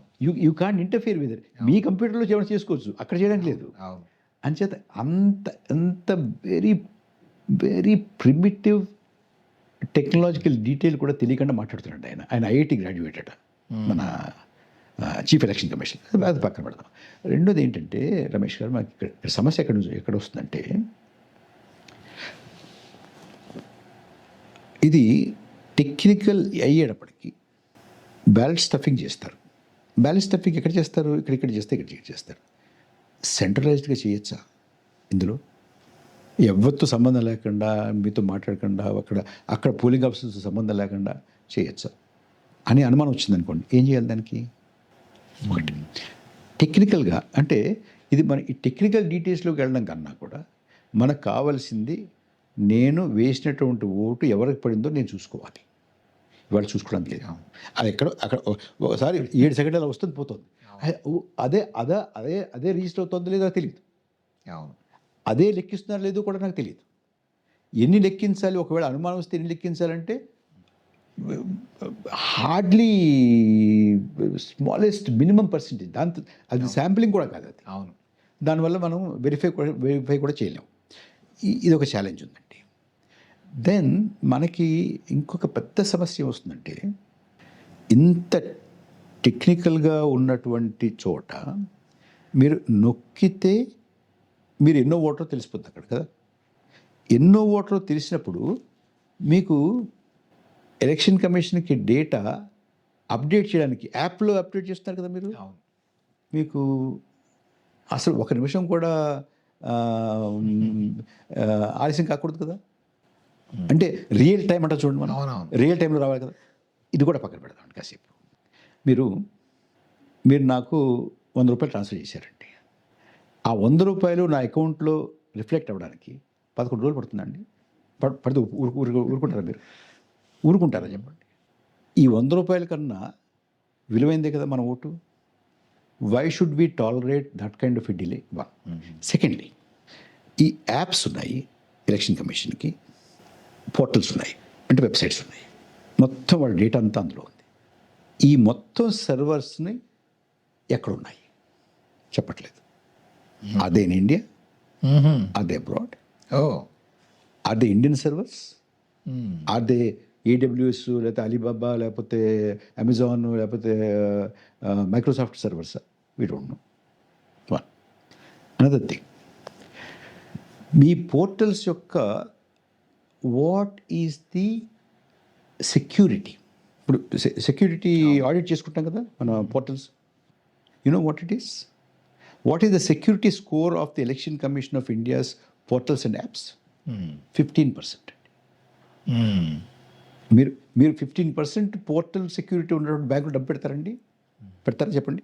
ఇప్పుడే చెప్పండి నాకు. పెడతారా? పెట్టండి. 15. మన మొత్తం డెమోక్రటిక్ ప్రాసెస్ అంతా కూడా ఉన్నటువంటి పోర్టల్స్ యాప్స్ యొక్క వెబ్ సెక్యూరిటీ ఈజ్ 15% స్కోర్ అండి. ఇంతకన్నా ఏం చెప్పాలండి? ఎవరు హోస్ట్ చేస్తున్నారు, కోడ్ ఎవరు రాస్తున్నారు, ఎవరు ఆ కోడ్ పబ్లిక్గా అవైలబుల్గా ఉందా? Is it possible for a committee of expert to look in to it? It's not. It is complete mystery అండి. What do we do? ఇప్పుడు మీ కరెన్సీ ఎక్కడ ముద్రిస్తుందో తెలుస్తుందా మీకు? మరి ఈ చిప్ ఎక్కడ అంటే సింబల్ లోడింగ్ యూనిట్ SLU అంటారు కదా, SLU యూనిట్కి who writes the program, where are they manufactured, where is the chip manufacture? Because we don't manufacture chips. లేదు చెప్పనండి, మన ఇండియాలోనే ఇక్కడ తయారవుతుంది చిప్ అని చెప్పండి. లేదు కదా, you don't part with that information. Why is your web security so low? How can you tolerate that? నేను 100 రూపాయలు మీ అకౌంట్లో వేస్తే 11 రోజుల తర్వాత మీ అకౌంట్లో రిఫ్లెక్ట్ అయితే ఎలా ఊరుకుంటామండి? అవును. హౌ? దీనికి ఏమిటి solution? I don't know. I think people should discuss about this. But I do not want ఇది టెక్నికల్ ఇష్యూ చేయకండి. It's a political issue. అంటే ఫైనల్గా ఏంటంటే నాకు అర్థమైంది, ఇష్యూస్ ఉన్నాయి, ఆ ఇష్యూస్ని రికగ్నైజ్ చేయడానికి, వాటిని అడ్రస్ చేయడానికి ఎన్నికల సంఘం కానీ ఇప్పుడున్న ప్రభుత్వంలో ఉన్న పెద్దవాళ్ళు కానీ సిద్ధంగా లేరు అనేది మోర్ వరీసమ్ అనేది. అవును కదండి. అంటే అందుకే నేను ఎస్పెషలీ SIR తర్వాత నాకు ఉన్నటువంటి యాంగ్జైటీ పెరిగిందండి. బికాస్ నేను ఇందాకనే SIR is nothing but bloodless genocide ఒకటి. రెండోది, let me say it again, రెండోది SIR ఓటర్లు ప్రభుత్వాన్ని ఎంపిక చేసుకోవడం కాదు, ప్రభుత్వం ఓటర్లను ఎంపిక చేసుకునేటువంటి ప్రక్రియ కనపడుతుంది నాకు. ఇది కాకూడదని నేను అనుకుంటున్నాను. ఇది కాదు అని నాకు రుజువు చేయమనండి. ఇప్పుడు నేను అడిగిన ప్రశ్నలకి సంతృప్తికరమైన సమాధానం రానివ్వండి. ఎందుకు రావట్లేదు? అంత తేడా ఉంది కదండి రమేష్ గారు. అవును. అంటే మనకి ఏ రకమైన టెక్నాలజికల్గా ఏ రకమైనటువంటి ప్రగతి లేనప్పుడే 0.5% మించలేదండి ఇది ప్రిలిమినరీకి ఫైనల్కి. ఇది మీకు ఉన్నటువంటి రిగ్గింగ్లు, బ్యాలెట్ స్టఫింగ్లు, బూత్ క్యాప్చరింగ్ ఉన్నప్పుడు కూడా అలాంటిది ఇప్పుడు 15-20% ఎందుకు వస్తుంది? సమాధానం కావాలి కదా. ఏపీ ఎన్నికల్లో కూడా చాలా డిఫరెన్స్ ఉందని చాలా వచ్చినాయి కథనాలు దాని మీద. సార్ ఏపీ మీకు ముందు ఇది కూడా ఒకసారి చెప్పుకోవాలండి. మనకి నేను చెప్తాను మీకు. తెలంగాణ, ఏపీకి చివరిలో వస్తా. తెలంగాణ గ్యాప్ ప్రిలిమినరీకి ఫైనల్కి 4.28 అండి. ఇది ఓట్లోకి మనం కన్వర్ట్ చేస్తే 14.2 లక్షల ఓట్లండి. నియోజకవర్గానికి 86,000 ఓట్లండి. లోక్సభ 86,000 అండి నియోజకవర్గానికి. ఏమండి, దీనివల్ల మా అంచనా అంటే మార్జిన్ ఎంత పెరిగింది అనేది మనం చూసుకుంటే దీనివల్ల 3 నియోజకవర్గాల్లో ఫలితం మారింది అనేది మా అంచనా. ఓకే. మహబూబ్ నగర్, మెదక్ అండ్ సికింద్రాబాద్ అండి. కర్ణాటకలో 4.08% అండి. అంటే మొత్తం రాష్ట్రం మొత్తం మీద 22.33 లక్షల ఓట్లండి. అంటే లోక్సభ నియోజకవర్గానికి ఒక్కొక్కదానికి 79,000 అండి తేడా. ఇది 6 స్థానాల మీద ప్రభావం చూపించింది. 6 స్థానాలు చేతులు మారాయని మా అంచనా. ఇప్పుడు ఒకటి ఎక్కువ కావచ్చు, తక్కువ కావచ్చు, లేదు మిగతా వాళ్ళు కూడా ఎంత పెరిగిందో చూడమనండి. మా అంచనా అయితే ఇది. బెంగళూరు సెంట్రల్, హావేరి, చిత్రగుడ్డ, బాలాకోట్, కోలార్, బీజాపూర్ 6. తర్వాత కేరళ గ్యాప్ ప్రిలిమినరీకి ఫైనల్కి 6.17 అంటే 17,12,000 చిల్లర ఓట్లు మొత్తం రాష్ట్రం మొత్తం మీద ఒక్కొక్క నియోజకవర్గాన్ని పంచితే కనుక అవి కూడా అంటే పంచడం అంటే యూనిఫామ్గా పంచితే యూనిఫామ్గా వెళ్ళవుగా, అవును. యూనిఫామ్గా వెళ్ళే అనుకున్నా కూడా నియోజకవర్గానికి 86,000 అండి. సరిగ్గా త్రిశూర్కి పడుతుందండి అది. ఏమండి? ఆంధ్రప్రదేశ్లో గ్యాప్ 12.54 12.54 49 లక్షల ఓట్లండి. హైయెస్ట్ అన్నారు ఇది యాక్చువల్గా. హైయెస్ట్ ఇది. సెకండ్ హైయెస్ట్ ఈజ్ ఒడిషా అండి. 49 lakh ఓట్స్ మీరు స్ప్రెడ్ చేస్తే నియోజకవర్గానికి 196,000 ఓట్లండి. ఒక్కొక్క నియోజకవర్గం 196,000 అంటే దగ్గర 2 లక్షల ఓట్లు తేడా అండి. 2 లక్షల ఓట్లు తేడా కనుక మనం చూసుకుంటే ఎక్కడ బాగా ప్రభావం చూపించింది, ఏవి చేతులు మారాయంటే 7 నియోజకవర్గాలు చేతులు మారాయండి. ఒంగోలు, కర్నూలు, నంద్యాల, హిందూపూర్, అనంతపూర్, నరసరావుపేట, ఏలూరు అండి. అనుమానం ఉంది కదా ఏమండి? ఈ 12.54 ఇందువల్ల తేడా, ఇది బోనఫిడే తేడా, ఇందులో ఏవి తిరకాసు లేదు అని చెప్పానండి. ఎందుకు చెప్పరండి? ఇప్పటికీ కూడా ఈ రకరకాల డౌట్స్ ఏవైతే వ్యక్తం అవుతున్నాయో వీటి మీద, ఇవన్నీ కూడా వీటి మీద ఏ రకమైన నోట్ ఇవ్వలేదండి ఎలక్షన్ కమిషన్ ఇంతవరకు. ఏ రకమైన నోట్ కూడా ఇవ్వాల. నోటు ఇవ్వరండి, రాసిన ఉత్తరాలకి జవాబులు రావండి, ఆర్టీఐకి జవాబులు రావండి. ఒక డెలిగేషన్గా సివిల్ సొసైటీ నుంచి ఎవరైనా పెడితే కలవరండి. మీకు ఒక విషయం చెప్పండి, ఇలా ఉండేది కదా ఎలక్షన్ కమిషన్, వెళ్ళేవాళ్ళం, చాలాసార్లు వెళ్ళామండి. ఈ మధ్యకాలంలో అసలు లేదు. అండ్ గేట్ దగ్గరే ఒక ఒక ఒక చిన్న కిటికీలా ఉంటుందండి. ఆ కిటికీలో మనం చేయి పెట్టి పెట్టాలి లోపల, అవతల నుంచి ఏదో చేయి తీసుకుంటుందండి. ఇది రిప్రజెంటేషన్ అంటే మేము ఎన్నికల సంఘానికి రిప్రజెంటేషన్ ఇచ్చామని మాకు ఎలా తెలుస్తుందంటే, మేము ఇలా చేయి పెడితే మా చేతిలో ఉన్న కాగితం లాగేసుకుంటే ఇచ్చినట్టు అనమాట. అంతేగాని ఎవరి ముఖం చూడడానికి లేదండి. This is the state of affairs. ఇప్పుడు మీరు లేకపోతే మీలాంటి వాళ్ళు చాలామంది రైట్ చేస్తున్నారు అది ఇష్యూస్ అని గత కొంతకాలంగా. వీటన్నిటిని అపోజిషన్ పార్టీస్ కూడా సమగ్రంగా తీసుకుంటున్నట్టుగా లేదు. అంటే రాహుల్ గాంధీ, కాంగ్రెస్ పార్టీ కొన్ని అంశాలు మాట్లాడారనుకోండి. ఎందుకంటే వేరే వేరే పార్టీలు చూశాను నేను.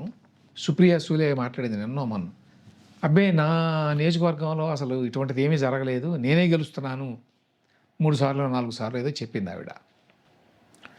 వాళ్ళు దీని యొక్క తీవ్రతని ఇంకా అర్థం చేసుకోకపోవడం కారణం అని అనుకోవాలా, లేకపోతే వాళ్ళు కూడా కాంప్రమైజ్ అవుతున్నారు అనుకోవాలా? ఇప్పుడు నాకు తెలియదండి, ఆనెస్ట్గా నాకు తెలియదు. వాళ్ళు కాంప్రమైజ్ అవుతున్నారని వాళ్ళ మీద బురద జరగడానికి సిద్ధంగా లేను. వాళ్ళకి అర్థమే కావట్లేదు, వాడు సుంఠలని చెప్పడానికి కూడా నాకు సిద్ధంగా లేను. నేను సరిపోను దానికి. కానీ ఒకటి మాత్రం చెప్పగలనండి, ఇప్పుడు ఎంపీలు అయ్యేది వాళ్ళు, ఎమ్మెల్యేలు అయ్యేది వాళ్ళు, మంత్రులు అయ్యేది వాళ్ళు, ముఖ్యమంత్రులు అయ్యేది వాళ్ళు, ప్రధానమంత్రులు అయ్యేది వాళ్ళు. నాలాంటి వాళ్ళు కాదు కదా. నేనేదో ఒక పౌరుడిగా మాట్లాడుతున్నాను తప్ప నాకేముంది ఇందులో. కానీ అంటే నేను తర్కం మాట్లాడతాను మీతోటి. ఇప్పుడు చాలామంది ఏమంటారంటే, వాళ్ళేమీ గొడవ చేయట్లేదు కదా, నీకేంటి గొడవ అంటారు. ఓకే, ఇప్పుడు నేనేమంటున్నాను, వెంకట్రావు సుబ్బారావుని కొట్టాడు అంటున్నాను. మీరేమంటున్నారు, సుబ్బారావు కుయ్యోమనలేదు కదా అంటున్నారు. అంటే వాడు కుయ్యోమంటేనే వీడు కొట్టినట్ట? నా ప్రశ్న సమాధానం చెప్పండి. నేనేమంటాను, కొట్టాడు, నేను చూశాను. లేదు కొట్టాడు లేదు, వాడిని ఎగ్జామిన్ చేయండి, వాడు కాళ్ళు విరిగిందా ఇచ్చేవాడు. వాడు కుయ్యోమంటలేదు కాబట్టి అసలు నేను ఎగ్జామిన్ చేయనంటే ఎలాగా? ఒకటి. రెండోది, చాలామంది నేను ఇందాక చెప్పిన ఈ క్యాసినో సిండ్రోమ్, ఇక్కడ నెగ్గితే ఉన్నట్టు, అక్కడ నెగ్గితే అక్కడ ఓడితే, ఇక్కడ నెగ్గితే లేనట్టు, అక్కడ నెగ్గితే ఉన్నట్ట, ఇలా అంటే వాళ్ళకి సమాధానం లేదు. అంత మించి ఏమిటంటేనండి, ఒక్కటి మనలాంటి వాళ్ళను గమనంలో పెట్టుకోవాల్సింది, గుర్తు పెట్టుకోవాల్సింది ఏమిటంటే, ఇది ఎలక్షన్ కమిషను ఒక హ్యాండ్ఫుల్ ఆఫ్ పొలిటికల్ పార్టీస్ మధ్య జరిగే గేమ్ కాదు. అవును, ఇది మనది. అవును. అందుకే నేను చాలా చోట్ల చెప్తూ ఉంటానండి, మనం protection of democracy, democratic process integrity, దీన్ని పొలిటికల్ పార్టీస్కి అవుట్సోర్స్ చేయొద్దు. వాడు చూసుకుంటారులే, వాడు కింద మీద పడతారులే, వాడు కుయ్యమంటలేదు కాబట్టి లేదేమోలే, స్పెక్టేటర్ సిండ్రోమ్ నుంచి మనం బయటికి రావాలి. ఇది మనది. After all elections are for us, republic is ours. ఈ దేశం మనది, రాజ్యాంగం మనది, ఎన్నికల ప్రక్రియ స్వచ్ఛంగా ఉండాల్సినటువంటి అవసరం మనకి వాళ్ళకే ఉందండి. ఇప్పుడు మీకు ఏమవుతుందంటేనండి, రాజకీయ పార్టీలు ఈ పార్టీ నగ్గట్లేదు ఆ పార్టీ పోతాడు, వీడు నెగ్గే పార్టీ పోతాడు. అవును. మనం వేరే వాళ్ళం తప్ప అవును. వాళ్ళు వెళ్ళిపోతారు కదా అటువైపు. మేబీ ఆ పార్టీని స్థాపించిన వాడు వెళ్ళరేమో, కానీ వాడు అలా వెళ్ళిపోయిన కూడా ఉన్నారు.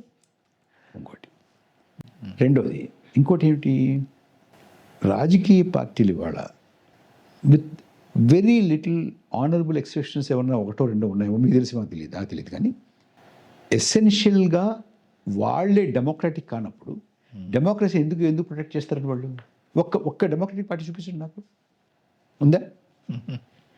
ఐదర్ ఫ్యామిలీ పార్టీస్ అవును. ఆర్ ఇండివిజువల్ అడ్వెంచరర్స్ స్థాపించిన పార్టీలు on the way to becoming family parties. అవును. అంతేనా? పాకెట్ ఆర్గనైజేషన్స్ అవును. Or family. అవును. మోస్ట్లీ కాదు, ప్రాబబ్లీ 100%. మీరు భారతదేశ మ్యాప్ తీసుకోండి, కాశ్మీర్ తీసుకోండి, అలా రండి తమిళనాడు వరకు. మళ్ళీ ఇలా పైకి ఎక్కండి అవును కదా. సో అంచేత ఈ దేశ ప్రజాస్వామ్యాన్ని, రాజ్యాంగాన్ని కాపాడేటటువంటి బాధ్యత అవుట్సోర్స్ చేయకుండా మనం తీసుకోవాలి. అవును. ఇది మనది. ఈ అంశాల గురించి మీరు అన్నట్టే అపోజిషన్ పార్టీస్ కంటే మీరు ఎక్కువ మాట్లాడుతున్నారు. ఇప్పుడు మరి అధికారంలో ఉన్న వాళ్ళకి మీ మీద ఎక్కువ ఉంటుందేమో చూపు. రమేష్, అంటే ఆ రకమైనవి మీ దృష్టికి ఏమైనా వచ్చినాయి అంటే, ఇంత లోతుగా ఇంత కఠినంగా మాట్లాడుతున్న వాళ్ళు చాలా తక్కువ మంది ఇవాళ. నేను ఖచ్చితంగా మాట్లాడండి. కఠినంగా అంటే విషయంలో కాఠిన్యం అని అన్న కానీ విషయంలో గంభీరత అంటారేమో తెలుగులో, సీరియస్నెస్. నేను నీళ్లు నమ్మలను అంత. ఇప్పుడు దీనికి పర్యవసానాలు లేవా అంటే ఉన్నాయండి, ఉన్నాయి. మనం మాట్లాడుకుంటున్నాం కదా ఇప్పుడు. రేపు నేను ఇలాగే మాట్లాడగలనో లేదో, మీకు దొరుకుతానో లేదో కూడా నాకు తెలియదు. అంటే నేను ఇలా అంటే ఏమవుతుందంటే వీడు అలార్మిస్ట్ అంటారు కానీ నువ్వు ఇప్పుడు సార్ చెప్తానండి, నిజంగా మీలాంటి వాళ్ళ వల్ల, నాలాంటి వాళ్ళ వల్ల ఈ రాజ్యానికి అంత హాని జరిగే అవకాశం ఏమీ లేదు. మనం మాట్లాడుతున్నాం. అవును. కానీ హాని జరగకపోయినా కొంతమంది హాని చేసేటటువంటి స్థితిలో లేనటువంటి వాళ్ళు కూడా జైళ్ళలో ఉన్నారు. అవును. ఎందుకున్నారు? వాళ్ళ వల్ల. ఇప్పుడు స్టాన్ స్వామి 79, 80 ఆయన ఎందుకున్నాడు? పోయాడు, జైల్లోనే పోయాడు.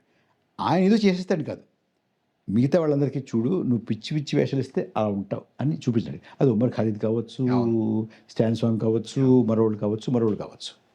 కోర్టులు కూడా రావు మీ రెస్క్యూకి అనేది కూడా మెసేజ్ వెళ్ళిపోయింది.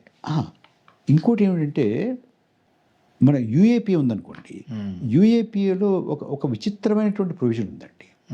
మీకు మామూలుగా నిందితుడు వీడు దోషి అని చెప్పి ప్రాసిక్యూషన్ ప్రూవ్ చేయాలి. అవును, మామూలుగా ఎక్కడైనా కూడా అది యూనివర్సల్. అవును. యూఏపీఏలో నిందితుడు నేను దోషిని కాదు అని అతను నిరూపించుకోవాలి. అవును. ఇది ప్రూఫ్ ఎలా ఇది రివర్స్లో. అంచేత అది అయ్యే వరకు బెయిల్ ఉండదు, ఏమి బెయిల్ కూడా లేదు. సో అలా ఉంటాడు అనమాట, అలా ఉంటారు, అది చూపిస్తూ ఉంటారు. బహుశా అందుకనే అనుకుంటా దేశంలో ఎక్కువ మంది మాట్లాడలే ఈ అంశాల గురించి. కొంత భయం ఉందండి, కొంత కాదు చాలా ఉందండి. అది అయితే నేను పెడుతున్నాను, వాడు వీడు పిలుస్తున్నారు. పిలిచినప్పుడు ఒక చాలా ప్రతిష్టాత్మకమైనటువంటి ఒక ఇన్స్టిట్యూట్లో నన్ను పిలిచారండి. వెళ్ళాను, మాట్లాడాను, నేను చెప్పాల్సినవి ఇలాంటివి ఉంటాయి చెప్పాను, వచ్చాను. వారం తిరగకుండా ఆ డైరెక్టర్ని సస్పెండ్ చేశారంటే ఇది కాదు, దీనివల్ల అని చెప్పరు. అక్కడ లాన్ పాడైపోయింది, లేదా 4 గ్లాసులు ఉండాలి, 3 ఉన్నాయి, ఇలాంటివి పగిలిపోయాయి, ఇక్కడ ఏదో కారణం చెప్పి ఇక్కడ డస్ట్బిన్ కనపట్లేదు, ఇలాంటివి ఏవో చెప్పి ఆయన్ని సస్పెండ్ చేశారు. అంచేత ఈ మధ్య నన్ను ఎవరన్నా పిలుస్తుంటే నాకు రావడానికి అభ్యంతరం లేదు, కానీ నేను వస్తాను, మాట్లాడితే నాకు వస్తాను. ఆ తర్వాత పర్యవసానాలని ఎదుర్కొనేటువంటి ధైర్యం మీకు ఉందా? మీరు ఉందంటే వస్తారు, లేదా మిమ్మల్ని అనవసరంగా ఇబ్బంది పెట్టదలుచుకోలేదు అని చెప్తున్నారండి. వాళ్ళు ఉంది పర్వాలేదు రండి మేము ఎదుర్కొంటామంటేనే పెడుతున్నాను. ఎందుకంటే వాళ్ళకి ఎంత ఇబ్బంది కలగాలి, నేను తెగించాను. Thank you sir, thank you very much అండి.